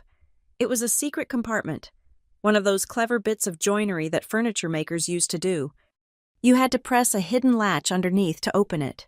The family watched, mesmerized. They didn't know about the drawer. Grandpa had shown me when I was 10 years old. On a rainy afternoon when we were playing chess, "This is where we keep the important things. Millie," he had said, "the things the rest of the world doesn't need to see." I clicked the latch. The drawer popped open. Inside, there was a single envelope. The paper was yellowed slightly, but the handwriting on the front was unmistakable. It was bold, angular, and rushed. To Millicent. "What is that?" Ryan asked. "It is a letter," I said. "He left it for me. I found it the day I closed on the house 3 years ago. I haven't moved it since." "He wrote to you?" Mom asked, her voice sounding hurt. "He didn't leave a note for the rest of us." "He left you the money," I said. "He left me the house, and he left me instructions." I opened the envelope and pulled out the single sheet of paper. I didn't need to read it. I had memorized it, but I read it aloud for them. I wanted his voice to be in the room. "My dearest Millie, if you are reading this, it means you did it. You bought the house. I knew you would. You were always the quiet one, the one who watched while the others talked. That is a dangerous quality, and a valuable one. I am writing this because I know my family. I love your parents, and I love your siblings. But they are people who see value only in what can be spent.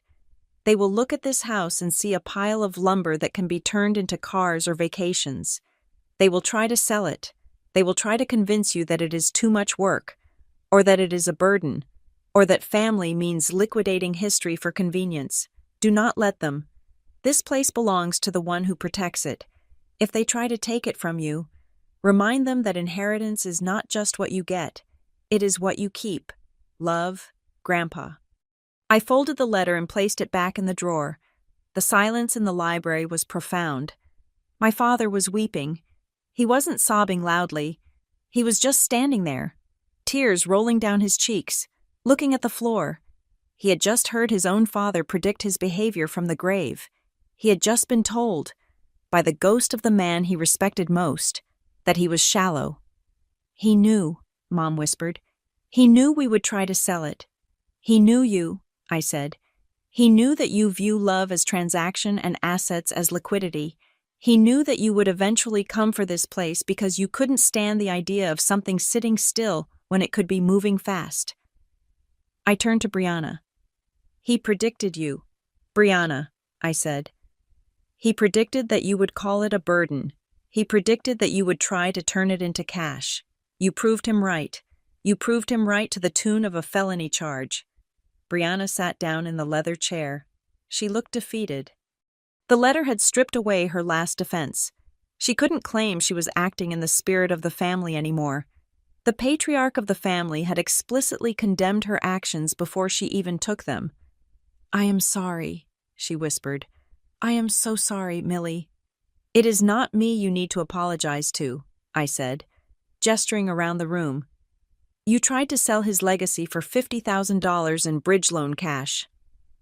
The atmosphere in the room was heavy with regret. It was the kind of regret that comes too late, the kind that cannot be fixed with a hug or a dinner. They realized that they had lived their lives based on assumptions, and those assumptions had cost them the truth. They had missed knowing me, and they had disappointed him. I walked over to the window and looked out at the lake. The water was calm, a sheet of glass reflecting the mountains. A loon called out in the distance, a lonely, haunting sound. I wanted to stay in this moment. I wanted to let them sit in their guilt for a while longer. I wanted the lesson to burn itself into their memories so deep that they would never, ever cross me again. But the world outside doesn't stop for family epiphanies. My pocket vibrated. It was the work phone, the secure line. I pulled it out. The screen was bright in the dim library. From Grant Ellis, Harbor Point Bank Compliance. Subject urgent. Fraud review. Escalated. My stomach tightened. I opened the email. Ms. Green, following our conversation yesterday, the automated system conducted a secondary sweep of the submitted documents. The notary stamp used on the power of attorney has been flagged across 2 other institutions this morning in an unrelated sweep of compromised credentials. This has triggered an automatic escalation to the Suspicious Activity Report SR filing system. We are preparing the final report for submission to FinCEN Financial Crimes Enforcement Network. If you have any additional context, or if a resolution has been reached that allows us to categorize this as internal error rather than external malice, I need it within the hour. Once the SAR is filed, it cannot be retracted. I stared at the screen. The machine was moving. Grant Ellis was trying to give me an off-ramp, but the automated systems were closing the gates. FinCEN, that was the federal level. That wasn't just a lawsuit. That was a permanent black mark that would end Briana's career and likely put her in a courtroom facing a federal prosecutor. I looked at Briana. She was curled up in Grandpa's chair, looking at the letter. She looked broken. I didn't forgive her. Not really. But I looked at my parents, who were already shattered by the letter. If I let this go to the feds, if I let Briana go to prison, it wouldn't just punish her. It would destroy them. It would turn this house, this sanctuary, into the place where the family died. And Grandpa wouldn't have wanted that. He wanted me to protect the house, not burn the family. Briana, I said. My voice was sharp, cutting through the emotional fog of the room. She looked up, startled by the change in my tone. The bank just emailed me, I said. I held up the phone. The system has flagged the notary stamp. They are preparing to file a suspicious activity report with the federal government. That happens in... I checked the timestamp on the email and did the math. Less than 60 minutes. Briana's eyes went wide. The color that had returned to her face drained away again. Feds, Gavin squeaked from the doorway. FinCEN, I said. Financial Crimes Enforcement Network. Once that report is filed, it is over. The investigation becomes mandatory. They will subpoena your emails, your bank accounts, and that fake email address you created. Briana stood up, shaking. Millie, You have to stop them. Please. I can't stop them, I said. I am not the bank. But I can give them a reason to pause. I walked over to the desk. I pulled a pen and a pad of paper from the center drawer, the main drawer, not the secret one. You have one chance, I said. One chance to save yourself, and you are going to take it right now, at Grandpa's desk. Anything, Briana said. I will do anything. You are going to write a confession, I said, but not to me. You are going to write a formal statement to the bank and to the listing service. You are going to admit that the listing was an administrative error caused by a misunderstanding of authority. You are going to take full professional responsibility for the mistake without admitting to the criminal intent of the forgery. Because if you admit the forgery in writing, you go to jail anyway. I slammed the pad of paper down on the desk. You are going to craft a statement that says you acted prematurely as an agent without securing the final wet signatures. You are going to fall on your sword for procedural negligence. It will cost you. You will probably be fined by the board. You might get your license suspended for 6 months for incompetence. But incompetence is a civil issue.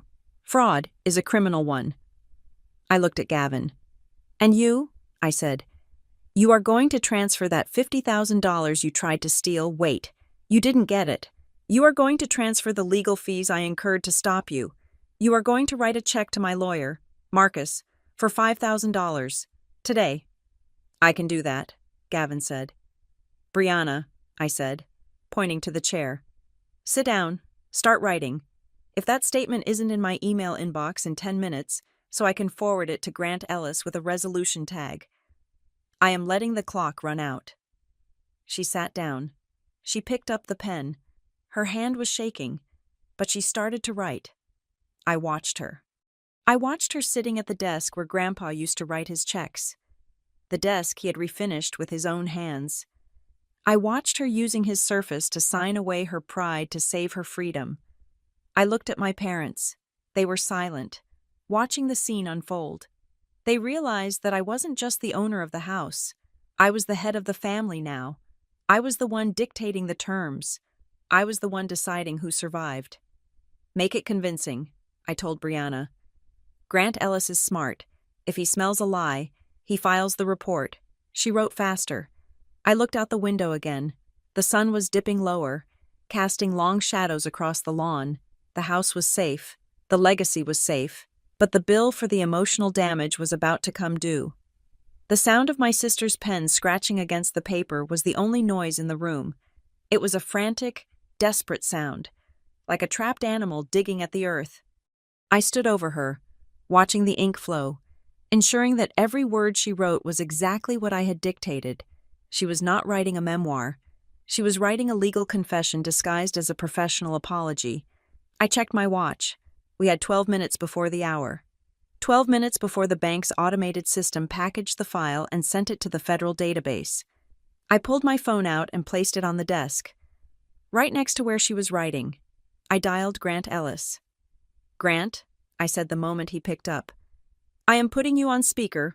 All parties are present. Understood. Ms. Green. Grant's voice filled the library, bouncing off the mahogany shelves. I have the suspicious activity report queue open on my screen. I need a confirmed resolution code in the next 10 minutes, or the filing is automatic. Once it is sent, it cannot be recalled. Briana's hand jerked, creating a jagged line of ink across the page. She looked up at me, terror in her eyes. She is finishing the statement of administrative error now. I told Grant. She is admitting that she listed the property without securing the final wet signature due to a clerical oversight and a misunderstanding of the estate status. She is requesting the listing be voided immediately. That addresses the listing service, Grant said, his voice cold and bureaucratic. But that does not address the bank. We still have the issue of the $50,000 wire request submitted with a digital credential that did not match the owner. That is the red flag for the feds. Was this an attempted theft, or was this a system error? I looked at Gavin. He was standing by the window, chewing on his thumbnail until it bled. That is what we are determining right now, I said, locking eyes with my brother-in-law. Ms. Green, Grant continued, If this was an intentional attempt to extract equity by a third party, we are obligated to pursue it. However, if the party responsible admits that the request was made in error, perhaps under the mistaken belief that they had verbal authorization, we can close the file as fraud attempt prevented with an internal flag. We won't prosecute, but the individual will be permanently blacklisted from holding accounts or acting as a signatory at Harbor Point Bank. Blacklisted, Briana whispered. For how long? Forever. Grant replied. We do not do business with high-risk liabilities. Sign the paper. Briana, I commanded. She scribbled the final sentence and signed her name. It was a messy scrawl, nothing like the practiced, elegant signature she usually used on her real estate contracts. Now, I said, turning to Gavin, we need to clear up the motive, because Grant needs to know why a bridge loan was requested for a condo that doesn't exist. Gavin froze. My parents turned to look at him. The lie about the surprise condo had been thin at the restaurant, but here, in the cold light of the library, it was transparent. Tell them, Gavin, I said. Tell them why you needed $50,000 today. Tell them why you pushed Briana to commit a felony. I told you, Gavin stammered. Cash flow, expenses. Expenses for what? I pressed. You don't need $50,000 cash for closing costs on a sale that hasn't happened. You need that money for something else, and if you don't tell me what it is, I am going to let Grant file the report. The FBI is very good at tracing debts. Gavin looked at Briana, then at me. He looked at the phone where the banker was listening. He realized there was no way out. The pressure was too high. The wall of lies had collapsed. The dealership, he whispered. Speak up, I said. The dealership, he shouted, his voice cracking. I missed the floor plan payment last month. The manufacturer is threatening to pull my inventory. I have 3 days to come up with 40 grand, or they are going to come in and take the cars. If they take the cars, I lose the franchise. I lose everything. The room went dead silent. My mother let out a small, strangled gasp. So, I said, my voice dripping with ice. This wasn't about my student loans. This wasn't about saving me from poverty. This was about saving your car lot. We were going to pay it back, Gavin pleaded, tears welling in his eyes. We figured if we sold the lakehouse, we could take the $50,000 bridge loan now to save the dealership, and then when the full $720,000 came through, we would pay off your loans and keep the rest as a commission. We thought there would be enough for everyone. You thought you would embezzle my equity to cover your bad business decisions. I corrected him. I looked at Briana. She wasn't looking at Gavin. She was staring at the floor. She had known. Of course she had known. That was why she was so desperate. She wasn't just trying to be the hero. She was trying to keep her husband from going bankrupt. You used me, I said. You used my name. You used my reputation as the failure of the family to mask your own failure. You painted me as the one who needed saving so no one would look closely at your finances. My father walked over to Gavin. For a second, I thought he was going to hit him. Instead, he just looked at him with a profound, crushing disappointment. You risked your wife's freedom, Dad said quietly. You risked my daughter's career. For a car lot. I am sorry, Gavin sobbed. Grant, I said to the phone. Did you hear that? I did, Grant said. Unauthorized access attempted to cover third-party debts. That provides the context. Here's the deal, I said. I have a signed statement from Briana Caldwell admitting to administrative error regarding the listing. I am going to email that to you now. As for the wire transfer request, Gavin and Briana are going to formally withdraw it in writing, acknowledging that they lacked the specific written authorization for that transaction. They are going to accept the permanent blacklist status at Harbor Point Bank. I paused. And in exchange, you are going to close the file as fraud attempt prevented and not forward it to FinCEN. Do we have an agreement? There was a long pause on the line. I could hear keyboard keys clicking in the background. Grant was checking the parameters. He was weighing the cost of a federal investigation against the efficiency of a closed case. If I receive the withdrawal of the request and the admission of error within the next 4 minutes, Grant said, I can justify closing the internal review. The system will flag them, but the federal report will be halted. Sending it now, I said. I snapped a picture of Briana's handwritten confession with my phone. I attached it to an email. I forced Gavin to write a single sentence on the same pad of paper. I withdraw the request for funds submitted this morning due to lack of authorization. I snapped a picture of that too. I hit send. Sent, I said. We waited. The seconds ticked by. The grandfather clock in the hallway chimed the quarter hour. It was a heavy, mournful sound. My phone pinged. Received, Grant's voice came through the speaker. I am uploading these to the compliance server. The hold on the account is permanent, but the external alert has been canceled. Case 89004 is closed. Briana let out a breath that sounded like a scream leaving her body. She slumped forward onto the desk, burying her face in her arms. One more thing, Ms. Green, Grant added. This resolution protects the bank. It does not preclude you from pursuing civil litigation against the parties for damages or distress. That is entirely your prerogative. I know, I said. Thank you. Grant, you have been very helpful. Good evening, Ms. Green. The line went dead. I picked up my phone. I looked at the email confirmation. It was over. The legal threat was gone. The police were not coming, but the destruction in the room was total. I looked at my family. My mother was sitting on the sofa, staring at the wall. My father was standing by the window, his back to us. Gavin was wiping his nose with his sleeve. Briana was still slumped over Grandpa's desk. You are lucky, I said. Briana lifted her head.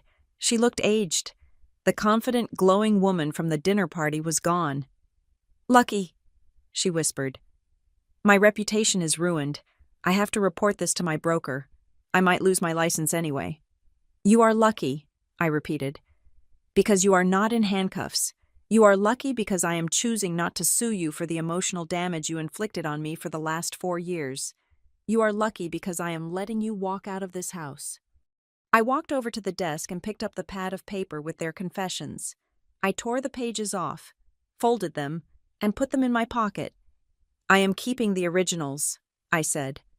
As insurance, if I ever hear you tell a lie about me again, if I ever hear you say that I am struggling, or that I am unstable, or that I needed your help, I will mail these to the ethics board myself.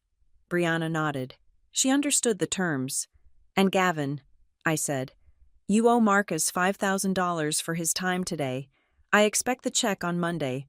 If it bounces, I reopen the case. It won't bounce, Gavin said. I will sell a car. I will make it work. I don't care how you make it work, I said. Just pay it. I turned to my parents. I think it is time for you to leave, I said. Mom looked up, startled. Millie, we can't leave things like this. We need to talk. We need to fix this. You can't fix this tonight, I said. You broke something that took 29 years to build. You broke my trust. You broke the family structure. You need to go home and think about why it was so easy for you to believe the worst about me. We love you, Dad said. Turning around, his eyes were red. We do love you, Millie. I know you do, I said. But you loved a version of me that didn't exist. You loved the Millie who needed you. You need to learn how to love the Millie who doesn't. I walked to the front door and held it open. The sun had set. The sky was a deep, bruised purple over the mountains. The air was cooling down. They filed out one by one. Briana couldn't look me in the eye. Gavin looked like a ghost. Ryan, who had been silent for the entire showdown in the library, stopped in the doorway. I'm going to check my portfolio, Ryan said quietly. The one Grandpa left. You should, I said. It is probably worth more than you think. He nodded, then walked to his car. I watched them drive away. I watched the taillights of Briana's SUV fade down the gravel road, followed by my parents' car. I stood there until the sound of their engines was swallowed by the silence of the woods. I was alone. I walked back into the house and locked the door. I went into the kitchen and poured myself a glass of water. Then I went back to the library. The room felt different now. It didn't feel heavy anymore. It felt reclaimed. The lie that had hovered over my life, the lie of my incompetence, had been exorcised. I sat down at Grandpa's desk. I ran my hand over the smooth oak surface, feeling the grain that I had restored with my own hands. I opened the secret drawer again and looked at the letter one last time. This place belongs to the one who protects it. I protected it, Grandpa, I whispered into the quiet room. I took a deep breath. I picked up my phone and saw a text from Marcus. Did they sign? I typed back. Signed, sealed, delivered. It is over. I stood up and walked to the window looking out over the lake. The moon was rising, casting a silver path across the black water. I had my career, I had my home, and finally, for the first time in my life, I had my truth. They had tried to sell my sanctuary to pay for a debt that was never mine, only to find out that the only debt in this family was the one they owed to me, a debt of respect. And tonight, I had collected it in full. This house wasn't sold to save me. It exists to remind everyone, if you want to love someone, ask them who they are first, don't write their life for them. Thank you so much for listening to this story. I would love to know where you are tuning in from today. Drop a comment below with your city or country. Let's see how far this story has traveled. If you enjoyed seeing Millie take back her power, please make sure to subscribe to Maya Revenge Stories. Hit that like button and smash the hype button to help this video get recommended to more people who need a little justice in their lives. See you in the next story.